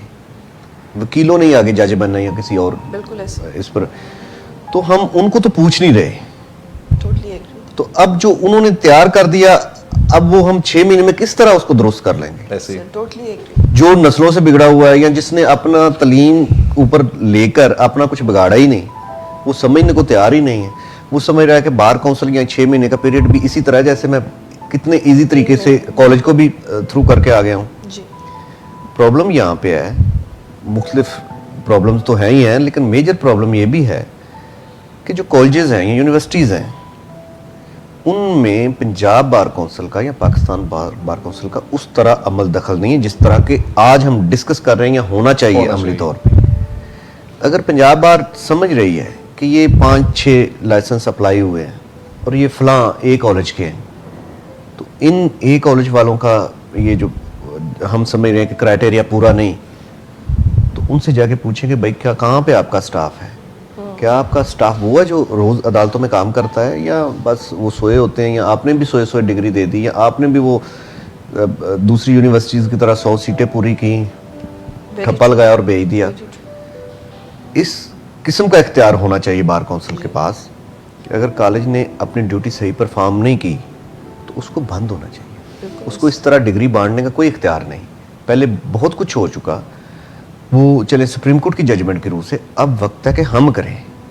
आप दोस्तों की, आप साथियों की, आप यानी इस मुआशरे को साथ लेके कि जो कॉलेज इन ट्रू स्पिरिट सही वकील नहीं बना रहा, तो उसे पे कहें कि भाई आप कोई और काम सर कर लें। मूट में देखा गया है कि पहले मतलब बाहर डिफरेंट ममालिक में मूट कॉम्पिटिशन्स और वो चलते थे, और अब हम यहाँ पे भी एक ट्रेंड बन गया है कि कॉलेज में भी कुछ मूट इंट्रोड्यूस हुआ है, लेकिन बहुत स्पेसिफिक स्टूडेंट्स उसके लिए लेकिन कितने लोग उससे बेनिफिट होते हैं चीज पर वो 5% भी नहीं है और सारे कॉलेजेस कर भी नहीं रहे। जाते हैं जिनकी फिर आर्गुमेंट्स किस तरह करने हैं, ड्राफ्टिंग कैसे करनी है, वो सब चीजें ये लाइन 6 महीने का पीरियड जो डिस्कस हम कर रहे हैं, इसमें तो सिर्फ हम हल्की सी कांट छांट कर सकते सर आपको नहीं लगता वो मूट कंपटीशन जो है वो पूरी क्लास में इंपोज होना चाहिए? हैं। मैं तो कहता हूँ ये 5 ईयर प्रोग्राम, एकेडमिक प्रोग्राम जो है डिग्री का, ये सेशन, इसमें 5 साल होना चाहिए। और जिस तरह पर्चों की हाजिरी होनी है, यानी आपकी तहरीरी तौर पर, उसी तरह ये आपकी ज़बान की भी, आपकी प्रेजेंटेशन की भी, आपके बॉडी लैंग्वेज की, और आप जो हमने जो हिजाब लिया हुआ है, मैं ना पूछूं, मैं क्यों पूछूं, ये हमें तोड़ना चाहिए। पूछेंगे, बढ़ेंगे आगे, तभी ये सारा सिस्टम बेहतर होगा। मूड्स को आप थोड़ा सा ओवररेट वगैरह कर रहे हो। साल में एक आपने मूड कर लिया तो आप वकील नहीं उसके साथ बन जाते। वंस अगेन जुबान की गिरा खोलने का मसला ये था कि डिबेट्स होने चाहिए, एक्टिव पार्टिसिपेशन क्लास में होनी चाहिए, बोलना चाहिए। बोलें, नुक्ता बनाएं, try to make a point, ये चीज़ें वगैरह, यहाँ पे वो कोई सिलसिला ही नहीं है। यहाँ पे ये लेक्चर्स वगैरह का इंटरैक्टिव वाला नौयत के ऊपर कुछ होता ही नहीं। बिल्कुल ऐसे जो आपको बाहर होता है सिर्फ मूड के साथ, it's not going to be a solution. Debates करें, शेर व शायरी करें, यहाँ पे भी करें और वकालत के अंदर भी करें, बार एसोसिएशंस के अंदर भी हो, एनीथिंग विच कॉन्ट्रीब्यूट्स टूवर्ड्स आपके जो न्यू एंट्रेंट्स हैं उनमें कॉन्फिडेंस आए लोगों के सामने बोलने का, जज के सामने बोलने का, हर चीज़ यहाँ पे अच्छा है। ड्रामे करवाएं, शेक्सपियर का जो सबसे पहला शेक्सपियर का drama Midsummer Night's Dream की सबसे पहली एयरिंग हुई थी ग्रेज इन के अंदर, लिंकन्स इन के साथ का जो था, वहाँ पे ये आर्ट, ये कल्चर, ये बोलने का, बहस करने का, मुबाहिसे का, दूसरे को कन्विंस करने का, ये होना चाहिए। वहाँ पे क्यों ओहदेदारों की सिर्फ तख्तियाँ लगती हैं? यहाँ पे Lahore high court bar association या लाहौर बार एसोसिएशन में बेस्ट डिबेटर की क्यों नहीं तख्ती लगती? डिविजन्स के आपस में क्यों नहीं मुकाबले होते? I am talking about subsequently जब आपको लाइसेंस मिल गया, ये जिंदगी, it's a life time profession. आपको इम्प्रूव करने का, आपके स्किल्स करने के लिए बार एसोसिएशन और बार काउंसिल्स का ये मकसद है। आपको इन चीज़ों के अंदर से आपको इम्प्रूव वगैरह कराएं। मूट एक दफ़ा स्कूल के अंदर वहाँ पे जाके हो गया, और यहाँ पे तो मूट्स का ही एक तरीका, लम्स में एक मूट यहाँ पे हुआ सर, उसके अंदर ये था प्रैक्टिकल से इतना हट के उन्होंने ये सेटअप किया कि एक सैयारा है मार्स की तरह का, वहाँ पे एक गवर्नमेंट है जो कि किसी दूसरी गवर्नमेंट के ऊपर कब्जा करना चाह रही है और वहाँ पे उनके ऊपर जाके हमला कर देती है। इंटरनेशनल कोर्ट ऑफ जस्टिस में, ये यूनिवर्सल कोर्ट ऑफ जस्टिस में जाके ये बहस होनी। बात तो ये है, आपको सिखाना चाहिए सक्सेशन सर्टिफिकेट कैसे लेना है भाई। कागज का वकालत इज ऑल अबाउट, यहाँ पे मैं फिर ये बता रहा हूँ कि मूड शूट्स वगैरह इतने रेलेवेंट नहीं। कागज कौन सा इस्तेमाल करना है, फॉन्ट कौन सा इस्तेमाल करना है, डबल स्पेस करना है, कितनी कॉपियां साथ लगेंगी, स्टैम्प पेपर कहाँ लगेगा, रक्शे वाले को क्या कहना है कि वाने काफ वो किसको कहते हैं, वाने अदल जाना है, वहाँ पे कौन से दरवाजा जाके खटकाना है कागजात जमा करवाने के लिए। दिस इज व्हाट वकालत है, this is what you need to be prepared for. It's not about कि जी आपने वहाँ पे एक आपने कमरा लगा दिया, वहाँ से आपने एक रिटायर्ड जज बोल मंगवा लिया या सिटिंग जज बुलवा लिया, उसके सामने कर लिया और सारों ने तालियां, 3-4 जो टीचर के पास वाले स्टूडेंट्स हैं उनको एक तरफ से आर्ग्यू करवा दिया, दूसरों को दूसरी टाइप पे कर लिया और सर्टिफिकेट्स दे के सारों को खुश हो के बहुत अच्छा हो गया। That's not how it works. वकालत का मैं फिर ही आपको बता रहा हूँ, it is remove from reality. LLB Pakistan के अंदर मुकम्मल तौर पर फरसूदा है। VD महाजन की आप किताब पढ़ते हैं जो कि कब की पुरानी है, लॉयड्स की नहीं आप पढ़ते। और सर एक चीज़ मैं पॉइंट आउट करना चाहता हूँ यहाँ पे, which we have not talked about, we almost talking about कि एज एफ सिस्टम एक ही है। सिस्टम एक नहीं, पाकिस्तान में तीन स्ट्रीम्स आ रही हैं न्यू एंट्रेंट्स की। एक लोकल LLB है, उर्दू में होता है, पढ़ाई लिखाई से वेले, कोई रिक्वायरमेंट वगैरह नहीं है, लेकिन उर्दू में होते हैं जो कि वकालत के लिए ज़रूरी है, वो LLB करके लोकल स्ट्रीम इस तरीके से आती है। दूसरी स्ट्रीम है एक्सटर्नल LLB जो पाकिस्तान के अंदर हो रहा है, अंग्रेज़ी के अंदर सारा का सारी डिग्री होती है, यूनिवर्सिटी ऑफ लंदन की डिग्री होती है, वो आपको पढ़ाई लिखाई तो बेशुमार करवा लेते हैं, मेहनत भी आपसे करवा लेते हैं, एसेस भी लिखवाते हैं, इट्स वेरी कम्पिटिटिव, आपका जहन भी खोल देते हैं, लेकिन पाकिस्तान में रह के आप पाकिस्तानी कानून के बारे में अलिफ बे भी नहीं आपको आती, पढ़ाते ही नहीं है। So when you come into the profession you have zero knowledge about Pakistani law and the basic जो बच्चे को भी चीज़ पता होती है, आपको पता ही नहीं होती। CRPC बेल किस प्रोविजन के तहत होती है, क्या होता है, किस तरीके से पता ही नहीं, तो वो भी मुकम्मल तौर पे यूजलेस डिग्री है। इस तरीके से आधा तीतर आधा बटेर वाला है। और तीसरे मेरे किस्म के होते हैं जो शहजादे बाहर चले जाते हैं, बाहर से डिग्रियां इकट्ठी करके आ जाते हैं, उनको भी पाकिस्तानी कानून के बारे में नहीं पता होता। और उनमें से वो जो बाहर इतना इन्वेस्ट करके आते हैं 80% वकालत से ही भाग जाते हैं, या लीगल एडवाइज़र बड़े बड़े डिपार्टमेंट्स में बड़ी बड़ी डिग्रियों के ऊपर लग जाते हैं, लेकिन वकालत करनी आती नहीं। मैंने बीच में फटे से जाके शुरू की, नीचे से 18 किए तो हुआ, लेकिन उसके अंदर फिर ये इशू हुआ कि डिग्री वगैरह में मुझे पाकिस्तानी कानून के बारे में नहीं पता था। फौजदारी में इसलिए नहीं कर सकता, CRPC PPC मैंने पढ़ी नहीं, CPC सिविल वाली साइड के ऊपर हमने एरिया ऑफ स्पेशलाइजेशन तो पिकअप कर लिया। ये भी once you start going into the system, ये जो ऊपर से हम चीज़ें सारी की सारी रेकमेंड कर रहे हैं वो तो जनरली कर रहे हैं, बट इन सारी की सारी तीनों स्ट्रीम्स की अपनी अलहदा भी मसले मसाइल हैं, और इनको भी रेगुलराइज करने की क्या पाकिस्तान के अंदर एक्सटर्नल प्रोग्राम अलाउ होना चाहिए। पाकिस्तान में रह के आप पाकिस्तानी का कानून अगर नहीं पढ़ रहे, सारे वालदैन को आप बड़े बड़े अपने वालदैन को कहने के लिए जी यूनिवर्सिटी ऑफ लंदन की डिग्री है, अब्बा जी ये कर दें, इतने ज़्यादा पैसे भी आपको दे देंगे। 3 साल पढ़ने के बाद 2 साल के पढ़ने के बाद आप नैले होते हैं, पता ही नहीं आता। मगर हम इस सिस्टम के लिए फिट रहते हैं या फिर नहीं फिट रहते सर आपने जब की ही नहीं पाकिस्तान की डिग्री ही नहीं की, आप रट्टा लगा के वो 50% मार्क्स लेके तो आप पास हो और जाएंगे। वो अगर आप प्रिविलेज क्लास बन गए हैं तो आप क्या वो मेन जैसा असल में कानून जैसा यहाँ पे राहदारियों में और जैसे कानून प्रैक्टिस होता है और जहाँ पे लोग जैसे साइल आते हैं, क्या उनके लिए हम इक्विप्ड होते हैं? नहीं सर, एडवोकेट सुप्रीम, मैं आपको अपना एक example, advocate senior advocate supreme court specific relief act पढ़ा ही नहीं हुआ यार। सूट फॉर रिकवरी जमा करवाना था और सूट फॉर मैंडेटरी इंजंक्शन बना के जमा करवा दिया जहाँ पे मनी इज एडिक्वेट कॉम्पनसेशन, और लाखों रुपए फीस वगैरह लेके बैरिस्टर था बंदा, और उसको इतनी बेसिक चीज़ें जो कि यहाँ पे लोकल डिग्री वाला होता है वो आराम से आपको चित कर सकता है। मैं फिर आपको कह रहा हूँ कि हमारा सिस्टम, किसी ने इसके बारे में सोचा ही नहीं। अंग्रेजी आपकी अच्छी हो जाती है एक्सटर्नल प्रोग्राम के अंदर, आपके स्किल्स अच्छे हो जाते हैं, आपसे बेशुमार किताबें पढ़ाई जाती हैं, आप बेहतर होते हैं। बट अगर नॉलेज सेट नहीं है, दोनों को मर्ज करने के लिए एक्सटर्नल प्रोग्राम के लिए एक कन्वर्जन कोर्स होना चाहिए। यहाँ पे 6 महीने करवाएं उनको पाकिस्तानी का कोर्स लाजमी, जो बाहर से डिग्रियां वगैरह करके आ रहे हैं ये सारे के सारे। और रही बात जो लोकल वाले हैं, उनको ट्रेनिंग में, किताबें पढ़ने में उनको बहुत कंपेटिटिव, उनको दबा कर रगड़ा दें ताकि they are fit for this particular profession, otherwise the system is not going to work.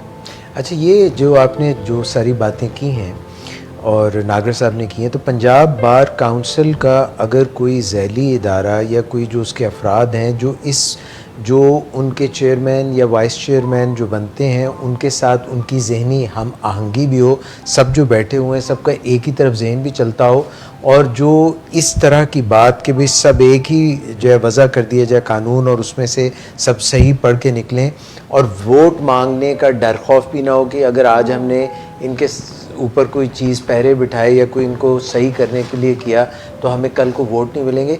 इससे कोई आज़ादी हासिल हो के अब मौजूदा पंजाब बार काउंसिल के लोग ऐसा कुछ कर नहीं सकते? तो मेरा ज़बी से थोड़ा सा इसमें इख्तलाफ है। सियासी चीज़ वगैरह अपनी साइड के ऊपर सियासत जो करते हैं वो होते रहे, हमने अपना हिस्सा करना है। तो मैंने ये वाला इलेक्शन सिर्फ इसलिए लड़ा था, और 6 साल से पहले मैं ये ऑलरेडी कर रहा हूँ। मेरे दोस्त ज़्यादातर जानते होंगे, मेरा आप यूट्यूब के ऊपर जाएंगे सारे का सारा, पिछले 6 साल से मैं लगातार वकालत प्रैक्टिकली कैसे करते हैं, क्या फॉर्म भरते हैं, रेट कैसे करते हैं, रेट कैसे ड्राफ्ट करते हैं, किधर जमा करवाते हैं, I have been working on this. Only problem जो इस ओहदे की सिर्फ लालच वगैरह ये थी, मुझे कमेटी मिलती या नहीं मिलती वो अल्लाह जाने, देखी जाएगी डाउन द लाइन। इंपॉर्टेंट चीज़ है कि हमने अपना ये करना है, और मेंबर बार काउंसिल की कैपेसिटी के अंदर पूरे पंजाब में हमारे से भी बेहतर लेवल के ऊपर बेशुमार लोग काम कर रहे हैं। गुजरांवाले में सलीम याकूब साहब हैं, CPC के ऊपर चकवाल के अंदर उन्होंने पूरे के पूरे लेक्चर्स वगैरह सारे कर डाले। उनको बार काउंसिल की छतरी में लाना है। ये कमेटियां बनती हैं नहीं होती वगैरह वगैरह, उसके अंदर it's doesn't particularly matter to me in so far as I am concern. मैंने तो करना है। मेंबर बार काउंसिल में बन गया, मेंबर बार काउंसिल करके मैंने हर बंदे को खत लिखना है, यार तुम बताओ तुम्हारा भी इसके ऊपर कर लेंगे, इसका भी ये कर लेंगे, इनको खींच के लाना है। बेहतर है अगर प्लेटफॉर्म वगैरह अगर मिल गया, कमेटीज़ वगैरह के ऊपर हो गया, but I don't think it's that bad. Important चीज़ ये है कि हम क्या कर रहे हैं अपने ज़ाती लेवल के ऊपर, और वो मुकम्मल तौर के ऊपर I am going to be doing it, और मैं कर रहा हूँ ऑलरेडी, और मैं करूँगा। एक ब्रेक ले लेते हैं, ब्रेक के बाद आपका सवाल, और फिर एक लास्ट राउंड करेंगे हम, एक छोटी सी ब्रेक। मेरे पास जो पेशेंट आती हैं ख़ास तौर पे ख़वातीन, उसमें अक्सरियत के हाथ सुन हो रहे होते हैं और पैर सुन हो रहे होते हैं।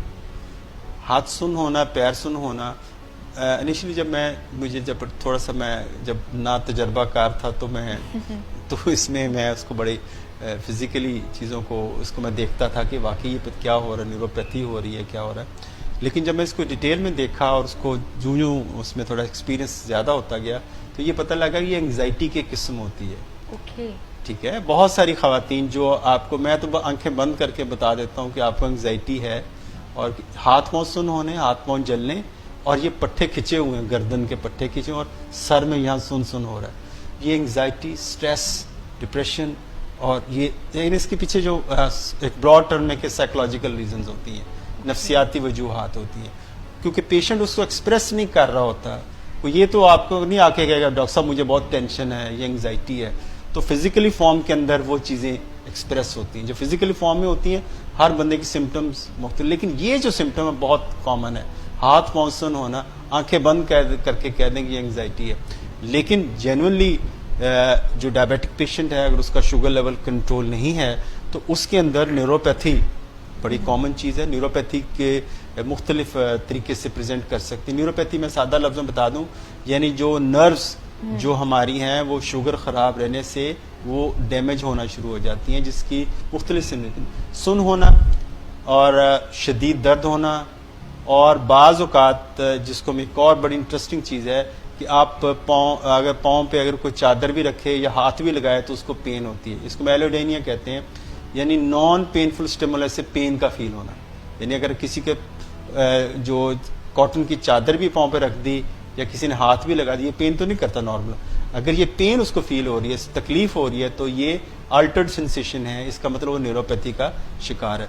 और इसकी जो एक्सट्रीम फॉर्म है जिसके अंदर हम ये कहते हैं कि ये इसके पाँव बिल्कुल बेहिस हो गए हैं, सुन हो गए हैं, यानी इस तरह सुन हो गए हैं कि अगर उस पर हम कोई पत्थर, कंकर, कील लग भी जाए उनको नहीं पता चलता, तो ये वो हाई रिस्क फुट बन जाता है। तो नमनेस होना एक है कि पाँव के अंदर हो रही है, इसका मतलब हमें अपने शुगर कंट्रोल को देखना पड़ेगा, रिव्यू। Welcome back.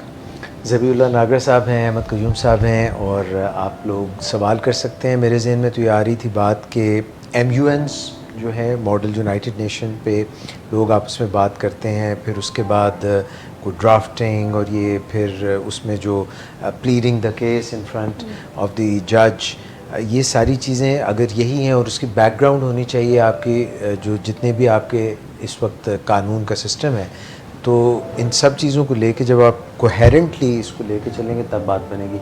मगर आपके सवाल क्या है?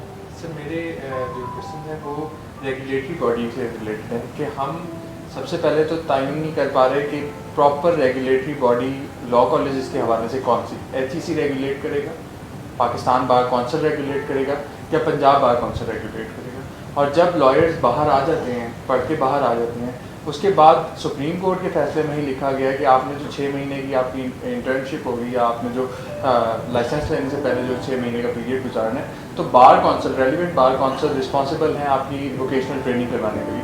तो इस तरह का कोई जो है ना इकदाम नज़र नहीं आते। सेकेंडली, जैसे आपने बताया कि आप जो हैं वो लेक्चर्स अरेंज कर रहे हैं, मैंने खुद उन लेक्चर से बहुत सीखा, बहुत जो है यूटिलाइज़ किया उन इंफॉर्मेशन को। लेकिन सिर्फ क्या पंजाब बार काउंसिल का ये रोल नहीं बनता कि वो तमाम जो सबऑर्डिनेट बार्स हैं या रेलिवेंट बार्स हैं अपने उनको हदायत जारी करें इस हवाले से कि वो साल के अंदर इतने नंबर्स ऑफ लेक्चर्स ज़रूर अरेंज करवाएंगे जिससे सिर्फ यंग लॉयर्स नहीं, तमाम लॉयर्स को जो है वो इस्तेफादा हासिल होगा। अच्छा, एक बात इससे पहले कि आप जवाब दें, पंजाब बार काउंसिल ऐसा कोई वर्चुअल लेक्चर्स का सिलसिला अपनी को वेबसाइट पे क्यों नहीं अरेंज कर सकती जिसको कोई भी एक्सेस करके उनसे फ़ायदा ले सके? उन्होंने एक सेंटर ऑफ एक्सलेंस बनाया, खाली कमरा है, जाते जाते 5 साल के ऊपर अब करके, अब हमें अगर मौका मिला उस कमरे के अंदर घुसने के लिए तो इंशाल्लाह करेंगे ये सारे का सारा। अब देखिए, करने की बेशुमार ज़रूरत है, नहीं किया गया। अनफॉर्चुनेटली इशू ये है कि इसके अंदर टाइम लगता है और एफर्ट लगता है। कैमरा भी मैंने चूँकि करवाए 6 साल से कर रहा, कैमरा भी आपने खुद ही रिकॉर्ड के ऊपर दबाना होता है, पानी की बोतल भी अपनी जेब से आपने मंगवा के खुद करनी होती है। यू हैव टू इंश्योर कि जिस बंदे को आपने बुलवाया हुआ है, लाहौर बार में लेक्चर्स करवाता तो 5 अगर बंदे बैठे हुए और मैंने किसी रिटायर्ड जज को बुलवाया हुआ तो मेरे लिए भी एम्बैरेसिंग है, फिर सारी खुद चीज़ें ही बैठ के करनी पड़ती। यूट्यूब के ऊपर तो हर बंदा आ जाता है और बेशुमार फॉलोइंग है, हज़ारों की तादाद के अंदर बड़ी तारीफ़ें करते हैं सारी की सारी, बट उस साइड से भी थोड़ा सा है। अगर कोई मुझे मेरी नेक नामी वगैरह हुई है या अगर कोई पॉजिटिव चीज़ वगैरह मेरे बारे में कोई दोस्त कहते हैं, वो प्रॉबली इन्हीं वजह से, because this is something I have tried. बार, आप बिल्कुल दुरुस्त कह रहे हो, बार एसोसिएशन के लिए ये होना चाहिए। मेरे जहन के अंदर तो ये है कि वो रूल्स के अंदर, रेगुलेशन में होना चाहिए कि साल के अंदर दिखाएं आप हर बार एसोसिएशन के उन्होंने 5 लेक्चर्स करवाएं, अदरवाइज़ आपकी रिकग्निशन सस्पेंड हो जाएगी, या आपको कोई अगर फंड्स वगैरह मिलने हैं वो रुक जाएंगे, या कोई ना कोई चीज़ होनी चाहिए। आप ये करें, इंट्रोड्यूस करवाएं, आई एम श्योर दर्जनों इसमें चीज़ें वगैरह की जा सकती हैं। सर, आपने लॉ फर्म्स के हवाले से बात की थी, लॉ फर्म्स के हवाले से ये कि मतलब कि हम रिकमेंड कर सकते हैं किसी को, लेकिन इंडोर्स नहीं कर सकते किसी को, फोर्स नहीं कर सकते कि ज्वाइन करें। हर शोबा तालीम के अंदर जॉब फेयर्स होते हैं यूनिवर्सिटीज़ के अंदर, अभी स्टूडेंट्स बैठे होते हैं तो साथ ही जॉब फेयर्स लगते हैं और वो हायरिंग करके चले जाते हैं, इंटर्नशिप्स होती हैं, जॉब्स ऑफर होती हैं। लॉ के फील्ड के अंदर इस तरह का यूनिवर्सिटीज़ के अंदर कुछ नहीं नज़र आता। सेकेंडली, रूल्स मौजूद हैं, पाकिस्तान बार काउंसिल के रूल्स मौजूद हैं कि जितनी लॉ फर्म्स हैं वो रजिस्टर होंगी रेलिवेंट बार काउंसिल के साथ, इस तरह क्या पंजाब बार काउंसिल में अभी आप लोग आए हैं तो क्या लॉ फर्म्स जो हैं वो रजिस्टर्ड हैं और क्या लॉ फर्म्स को रेगुलेट कर रही है पंजाब बार काउंसिल? हम तो सिर्फ इंडिविजुअलिटी में जा रहे हैं कि इंडिविजुअल लॉयर्स को जो है रेगुलेट करती है बार काउंसिल, क्या लॉ फर्म्स को भी रेगुलेट कर रही हैं? और अगर रेगुलेट करेंगी तो क्या ये जो रिकमेंड करने वाला प्रोसीजर है ये ज़्यादा इफेक्टिव नहीं हो जाएगा? भाई बात ये है कि अमली तौर पर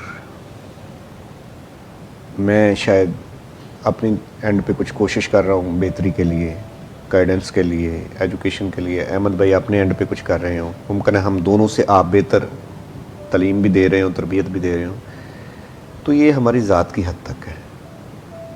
हम चाहते हैं कि अदारा चले।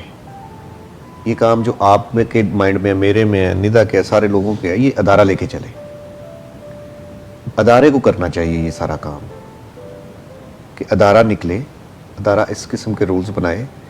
जो आपने बात की है बदकिस्मती है वो भाई, हमारी बार एसोसिएशंस अभी तक रजिस्टर्ड नहीं है, लॉ फर्म्स तो दूर की बात।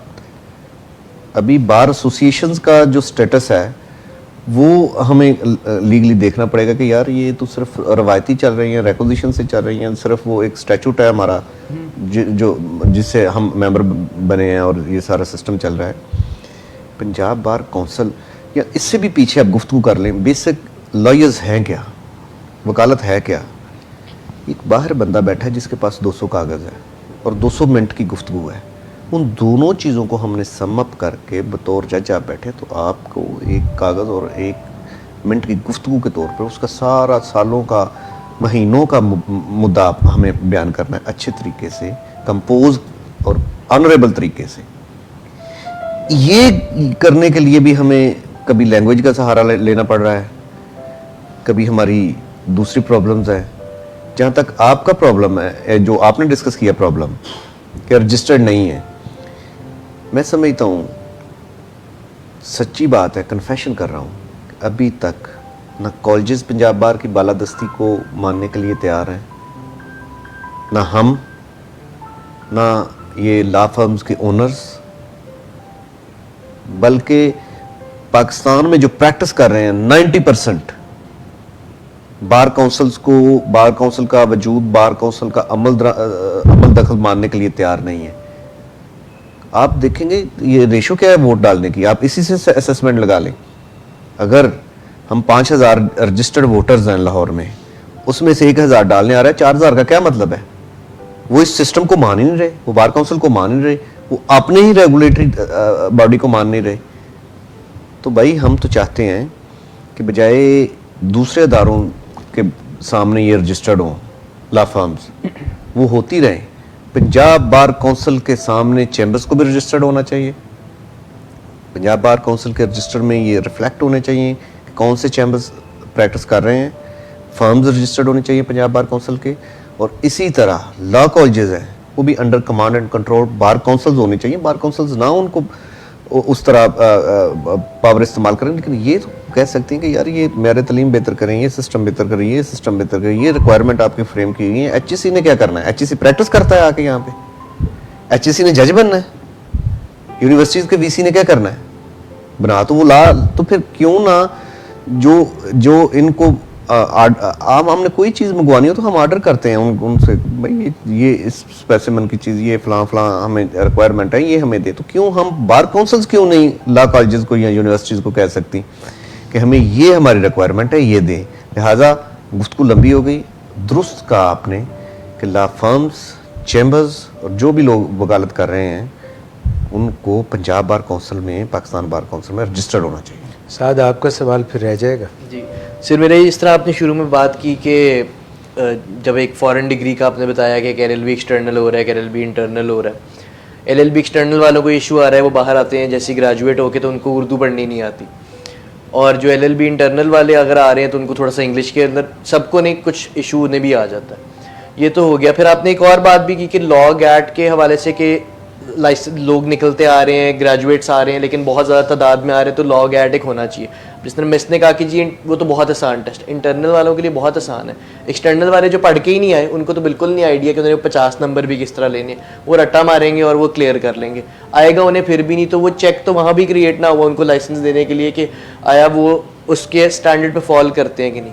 फिर एक और चीज़ है कि इंटरनल डिग्री एक्सटर्नल डिग्री वालों के लिए 2 टेस्ट हैं, एक सी लॉ है और एक लॉ गैट, कि वो पहले सी लॉ क्लियर करेंगे जो कि इक्विवेलेंस टेस्ट है, फिर वो लॉ गैट देंगे। अच्छा, दोनों टेस्ट का सिलेबस सेम है। जो 5 उन्होंने अपने लॉ गैट में सवाल उन्होंने 5 टॉपिक्स रख के पूछे गए हैं, वही 5 सी लॉ में पूछे जा रहे हैं, वहाँ पे फिर कोई चेक नहीं है। तो कानून तो एक ही है यार, बेसिक कानून तो सिलेबस तो दोनों जगह पे कॉमन ही होगा। लेकिन वो 2 सवाल जो मतलब 2 टेस्ट लेने का क्या तो क्या वो अभी तक वो नहीं पता चला कि पंजाब बार वो 2 टेस्ट क्यों ले लिया, एक चीज़ से करवा रही है कि एक आप सी लॉ का टेस्ट भी दें और एक आप लॉ गैट भी दें और दोनों टेस्ट सेम है। उसको ज़्यादा जो सी लॉ वाला होना चाहिए उसको और ज़्यादा थरो होना चाहिए एक्सटर्नल के लिए, बिल्कुल। ताकि आपका चेक किया जाए कि आप क्राइटेरिया के ऊपर और आपको तमाम पाक स्पेसिफिक रिलीफ एक्ट जैसे आपको बाकी सारी के सारे कवानीन के बारे में पता है कि नहीं, और एक जनरल वाला टेस्ट भी जो आप बाकियों के साथ है उनको बल्कि इंटरचेंजेबल ही होना चाहिए अगर आपका थरो हो। सर गैट एमसीक्यूज हैं बहुत इजी से, उसका थोड़ा सा क्राइटेरिया और उसकी थोड़ी सी चैलेंजिंग उसको रखा जाए तो आई एग्री विद यू, उसको बहुत ज़्यादा सख्त करने की ज़रूरत है जी। बट 2-3 चीज़ें और भी अप्रिशिएट इसके अंदर कीजिए कि सारे के सारे हम लाहौर के वकील बनाने के लिए यहाँ पे हम नहीं बैठे हुए। यहाँ पे हमने इसको कहते हैं बैरिस्टर्स और ये वो सारे करने के लिए वकील ने मुफस्सल में भी काम करना है, वहाँ के भी वकीलों को हमने लाइसेंस करना है जी। अब आपकी रिक्वायरमेंट से जब मैं ये बात करता हूँ जी बड़ा सख्त होना चाहिए ये चीज़ें वगैरह, नॉलेज बेस्ड वगैरह उसके लिए होना चाहिए। इंपॉर्टेंट चीज़ समझने की ये ज़रूरत है कि भक्कर में भी वकील की ज़रूरत है। ये प्रोफेशन ऑफ लॉर्ड्स तो हम बड़ी खुशी से इसको कह देते हैं जी प्रोफेशन ऑफ लॉर्ड्स, ये प्रोफेशन ऑफ लॉर्ड्स नहीं, ये आम बंदे के साथ डील करने के लिए होता है और हर बंदे का मुकम्मल हक है कि अगर आप एक रिक्वायरमेंट पूरी मुकम्मल तौर के ऊपर कर लें तो होगा। So it's double edge sword, ये जो मैं आपको मुश्किल करने वाली बात कर रहा हूँ, नॉलेज बेस्ड या थरो होना चाहिए जी। हर अंदाज से आपको चेक वगैरह करना चाहिए और उस that is probably what is more appropriate इसके अंदर। और नए एंट्रेंट्स और लाइसेंसेस वगैरह, बिकॉज एक तरफ तो मुझे अपने भी मेरे जहन में एक तरफ मैं कहता हूँ 200 बंदों के लिए कैप लगा दिया जाए, मगर what about the person who has to be a lawyer in Bhakkar, या जिसने वहाँ पे जाके करना है वो किस तरीके से करें कि आप लोकल लेवल्स के ऊपर आप वहाँ पे अप्रोप्रिएट करने के लिए आप जोन्स बना लें, वो किस तरीके से ये करना है। This is it's not an easy answer, but बात यह है कि इस स्टफ से तो बेहतर आपने करना ही करना है और आपने कम से कम ये तो आपने जज करना ही है कि बंदे के अंदर स्किल सेट्स हैं अच्छे वकील बनने के कि नहीं। और मैं फिर ये कह रहा हूँ it has to be about skill set, knowledge वगैरह रट्टा वगैरह बेसिक चीज़ें थोड़ी सी होनी चाहिए कि CPC CRPC PPC ये जो बेसिकली है, और वो ख़ास तौर पे आपके एक्सटर्नल प्रोग्राम्स के जो स्टूडेंट्स हैं उनको कंपेल करना हमारे लिए लाजमी है, क्योंकि अदरवाइज उन्होंने नहीं पढ़ना। बिल्कुल। अहमद कयूम साहब, ये जो आप बात कह रहे हैं और पंजाब बार काउंसिल को भी रिप्रेजेंट कर रहे हैं और आपने लॉ भी सारी उम्र प्रैक्टिस की है और आप सारे इसके शोबों को जानते हैं, तो ओवरव्यू ले करके कि कौन सा किस शोबे में जाना चाहता है, कोई कहाँ प्रैक्टिस करना चाहता है, दूसरे जो छोटे शहर हैं कस्बे हैं वहाँ पे जो लॉयर्स हैं उनके लिए एक अलग चैनल बना दिया जाए जो तो इस तरह की अगर सेग्रीगेशन कर दी जाए और चैनलाइज कर दिया जाए तो आपके पास अच्छे लॉयर्स भी बन सकते हैं। चैनलाइज का आई डोंट नो किस हद तक ये प्रैक्टिकल है, this is something I have thought about. देखिए बंदा तो वहाँ पे जाके वकालत करता है या वकालत जहाँ पे उसको काम मिलता है।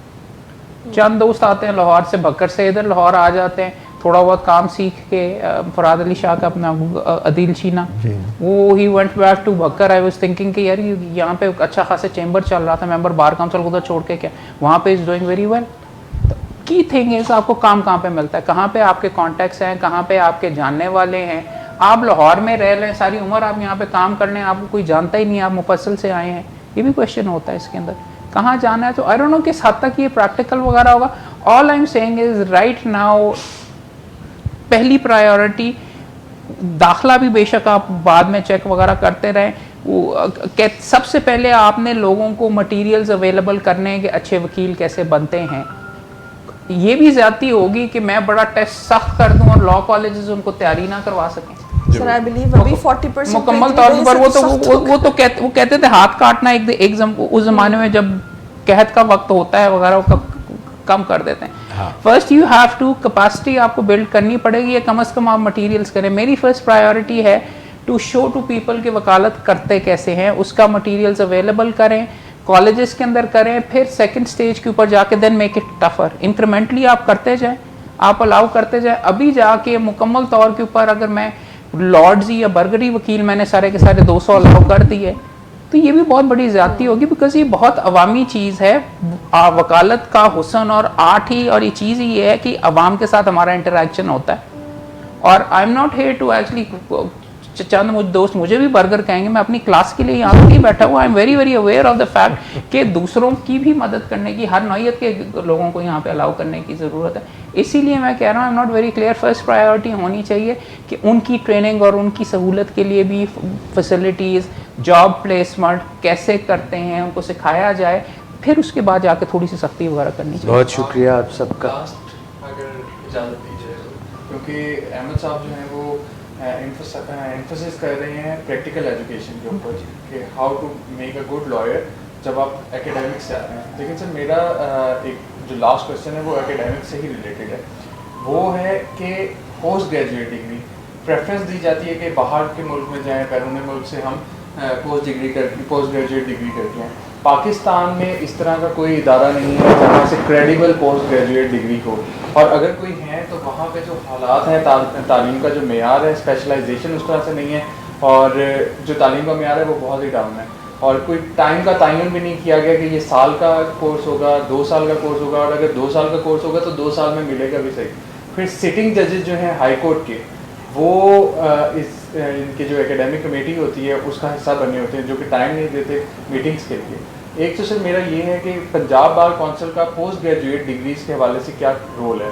सेकेंडली कि हर जगह पे हमने बैरून मुल्क में देखा कि सुप्रीम कोर्ट, हाई कोर्ट, जो उनकी हाईएस्ट कोर्ट्स हैं, उनके जो फैसले हैं उसके ऊपर क्रिटिकल एनालिसिस होता है। क्या पाकिस्तान में इस चीज़ को, हमारी जो लीगल एजुकेशन है, चाहे इनिशियल लेवल पे है चाहे पोस्ट ग्रेजुएट लेवल पे, इस चीज़ को कंपलसरी नहीं बनाना चाहिए कि जितने सुप्रीम कोर्ट या हाई कोर्ट के डिसीजन है उसका क्रिटिकल एनालिसिस होना चाहिए? देखिए, आपने काफ़ी सारे क्वेश्चन कर लिए हैं, टाइम बहुत कम है। जजमेंट्स जो भी रिपोर्ट होती हैं और बुक्स की सूरत में आ जाती हैं, अब एक तो हम भी उसको डिस्कस करते हैं बतौर लॉयर्स, दूसरा कोर्ट्स खुद भी उसको क्रिटिकल एनालाइज कर लेती हैं। कोई हाई कोर्ट ने ऑर्डर किया तो सुप्रीम कोर्ट ने उसको टेकअप कर लिया, तो ये तो कोई ऐसा कोई बात नहीं है। वो हम टू सम एक्सटेंट कॉन्स्टिट्यूशन में रहते हुए गुफ्तगू कर सकते हैं। कोई हम वो अल्लाह माफ़ करे को बहुत बड़ा जुर्म नहीं कर रहे। एक फ़ैसला है, इंसानी हाथ का लिखा हुआ है, इंसान ने एक ने ड्राफ्ट किया है, अगरचे वो जज हैं लेकिन वो गुफ्तगू उस पर की जा सकती है। तो कहीं भी मेरा नहीं ख्याल हमारे मुल्क में कोई कदगन है कि आप नहीं उसको डिस्कस कर सकते। जब डिस्कस कर लेते हैं तो वो आपका डिस्कस करना ही क्रिटिकल एनालाइज है, उसको करना। दूसरी जो बात कह रहे हैं आप, वो टू सम एक्सटेंट है कि जो बाहर से लोग आते हैं स्ट्रेट वे कहते हैं जी हमें हाई कोर्ट के प्रैक्टिस और 2 साल का जो पीरियड है वो हमें एग्जाम्प्ट कर दिया जाए। इस वेरी पर्टिकुलर केस में, इस जैसे केसेस में हाई कोर्ट के वो जजेस साथ हमारे बैठ के इंटरव्यू करते हैं। अदरवाइज आप नॉर्मली अप्लाई करते हैं, जब आप 2 साल की एग्जाम्पशन लेते हैं तब ये सूरत राइट होती है। अगर 2 साल की एग्जाम्पशन नहीं लेते, आप कहते हैं ठीक है मैं बाहर से पढ़ के आया हूँ, रेगुलर सिस्टम में अपना मैं लाइसेंस डालता हूँ, तो कोई हाई कोर्ट का जज इंटरफेयर नहीं करता। आप तो इंटरफेयर करवाते हैं तो वो कर लेते हैं। तो बल्कि ज़बी की बात को आगे ले जाके मेरे ऊपर उस वक्त तो मैं बहुत बिलका था और बहुत चीखा था। हमारे एक चीफ जस्टिस साहब थे, ख़ुद बैरिस्टर थे, बैरिस्टर्स को वो 2 साल नहीं अलाउ करते थे। तो मैं उस वक्त उस टाइम के मैं बड़ा चीखा कि यार ये क्या जाती है, मुझे एडवोकेट हाई कोर्ट मेरे ख्याल में। लेकिन अगर ज़िंदगी में मेरे ऊपर कोई किसी ने कोई एहसान किया, वो बहुत बड़ा एहसान है, बिकॉज़ मैंने रगड़ा जितना खाया, मैं भी मुकम्मल तौर के ऊपर वेला वकील होता अगर मैंने वहाँ पे नीचे सिविल कोर्ट में 18 मुकदमे ना किया। सो जो चीज़ मैं खुद गुजर चुका हूँ, जिससे किया हुआ है, उसके बारे में जो ज़बी कह रहे हैं मुकम्मल तौर पर आपने जो कमेटी की बात की। दूसरा आपने बात की LLM की डिग्रीज़ और PhD की डिग्रीज़। मेरे नज़दीक हाँ बार काउंसिल का फंक्शन है, उसको देखेंगे, मगर मेरे नज़दीक पोस्ट ग्रेजुएट डिग्रीज़ वकील के लिए इन इफेक्ट माइंड ना कीजिएगा, वेस्ट ऑफ टाइम है। वकालत इज़ अबाउट डूइंग केसेस, वकालत इज़ अबाउट गेटिंग वर्क। दिन में 24 घंटे हैं, फैमिली भी है। आपने अगर LLM करनी है और आपके ख्याल में उसके साथ आपके स्किल्स इंप्रूव होंगे, आपकी एकेडमिक्स इंप्रूव हो जाएंगी, आपकी अंग्रेज़ी भी हो जाएगी, आप थीसिस भी लिख लेंगे, एक चीज़ पे कर लेंगे। But it's all about getting clients, it's all about doing cases, और वो बैठ के आप सारा करें। हाँ, एक हद तक जाके गवर्नमेंट डिपार्टमेंट्स में अगर आपने लीगल एडवाइज़र लगना है या कहीं और जहाँ पे वहाँ पे उनकी रिक्वायरमेंट्स होती हैं क्योंकि LLM की भी डिग्री हो, it will improve your marketability. मगर अव्वलीन तरजीह सबसे इम्पॉर्टेंट वगैरह ये मेरे लिए प्रायोरिटी नहीं है। प्रायोरिटी ये है कि वकालत करनी कैसे, काम ज़्यादा से ज़्यादा हासिल कैसे करना है, करके अच्छा वकील कैसे बनना है, ज़्यादा से ज़्यादा क्लाइंट्स पकड़ो, ना कि ज़्यादा से ज़्यादा डिग्रियाँ हासिल करो। प्रोग्राम के एंड पे मैं फ़ायदा लूँगा एक तजवीज़ पेश करने का, वो अहमद भाई भी बैठे हुए हैं, आपके फोरम से भी, पंजाब बार काउंसिल के फोरम से भी हम लेंगे कि ये जितनी भी हमने गुफ्तगू की है, हम चाहेंगे, मेरी तजवीज़ होगी अहमद भाई के सामने भी, चूँकि मेंबर है पंजाब बार काउंसिल के, कि अब 5 साल का एकेडमिक पीरियड है डिग्री के लिए, हम क्यों ना ये 6 महीने का जो हम रोना रो रहे हैं, हम 3 साल स्टडी करवा के तो 2 साल के पीरियड में से 1 साल कहेंगे ठीक है जी जाएं, किसी चैम्बर में जाएं, चैम्बर में जाएं, सिस्टम में जाएं, 1 साल बाद फिर आएं, आपका ये साल अकाउंट होगा और हम लीडिंग का और प्रेजेंटेशन का आपका ये साल रखेंगे। इसके बाद 1 साल आप तालीम लेंगे, फिर आपको टेस्ट वेस्ट जितने भी ये डिस्कस कर चुके हैं इसकी तैयारी, मेरा ख्याल है किसी हद तक हम प्रॉब्लम्स जो हैं गेट रेड ऑफ कर लेंगे। बहुत अच्छी तजवीज़ है। Last addition to it, why not to add these things in our own courses, university level के अंदर ही कोर्सेज के अंदर, जैसे हमारा लीगल ड्राफ्टिंग का एक, प्लीडिंग का एक प्रॉपर सब्जेक्ट है, लेकिन सिर्फ फॉर्मेलिटी है। एग्जैक्टली उस पर मैं कह रही हूँ कि अगर हम उसके अंदर ये चीज़ें इम्प्लीमेंट करें, जैसे लीगल एथिक्स का एक सब्जेक्ट है लेकिन हम उसे सिर्फ मार्क्स की हद तक पढ़ाते हैं, तो उन चीज़ों को अगर हम यूनिवर्सिटी लेवल के प्रैक्टिकल क्या, जैसे एक स्टिग्मा बना हुआ है कि बैरिस्टर अगर बार कर लिया तो बैरिस्टर बन गया तो उसके पास बहुत क्लाइंट्स आने लग जाएंगे। वाई नॉट कि हम अपने एजुकेशन लेवल को, अपनी स्टडीज़ को, अपनी यूनिवर्सिटी में जो हम बच्चों को पढ़ा रहे हैं वो 3 साल काउंट करने की बजाय 3 साल उनको स्किल्स दिए जाएं, वो जो बैरिस्टर बनने के लिए बनकर और पैसा लगाकर उन्होंने वहाँ पर करना है कि जी बैरिस्टर बन गए तो तभी वो स्किल्स आएंगे। वाई नॉट कि हम जो आपने तजवीज़ दी उसमें इन एडिशन उन स्किल्स को अपनी यूनिवर्सिटीज़ में एक हमें बेहतर बात भी करनी होगी, बहुत से ज़्यादा पहले भी हमने की है, कि ज़बान कोई अच्छी या बुरी नहीं होती जी, it is just way of expression.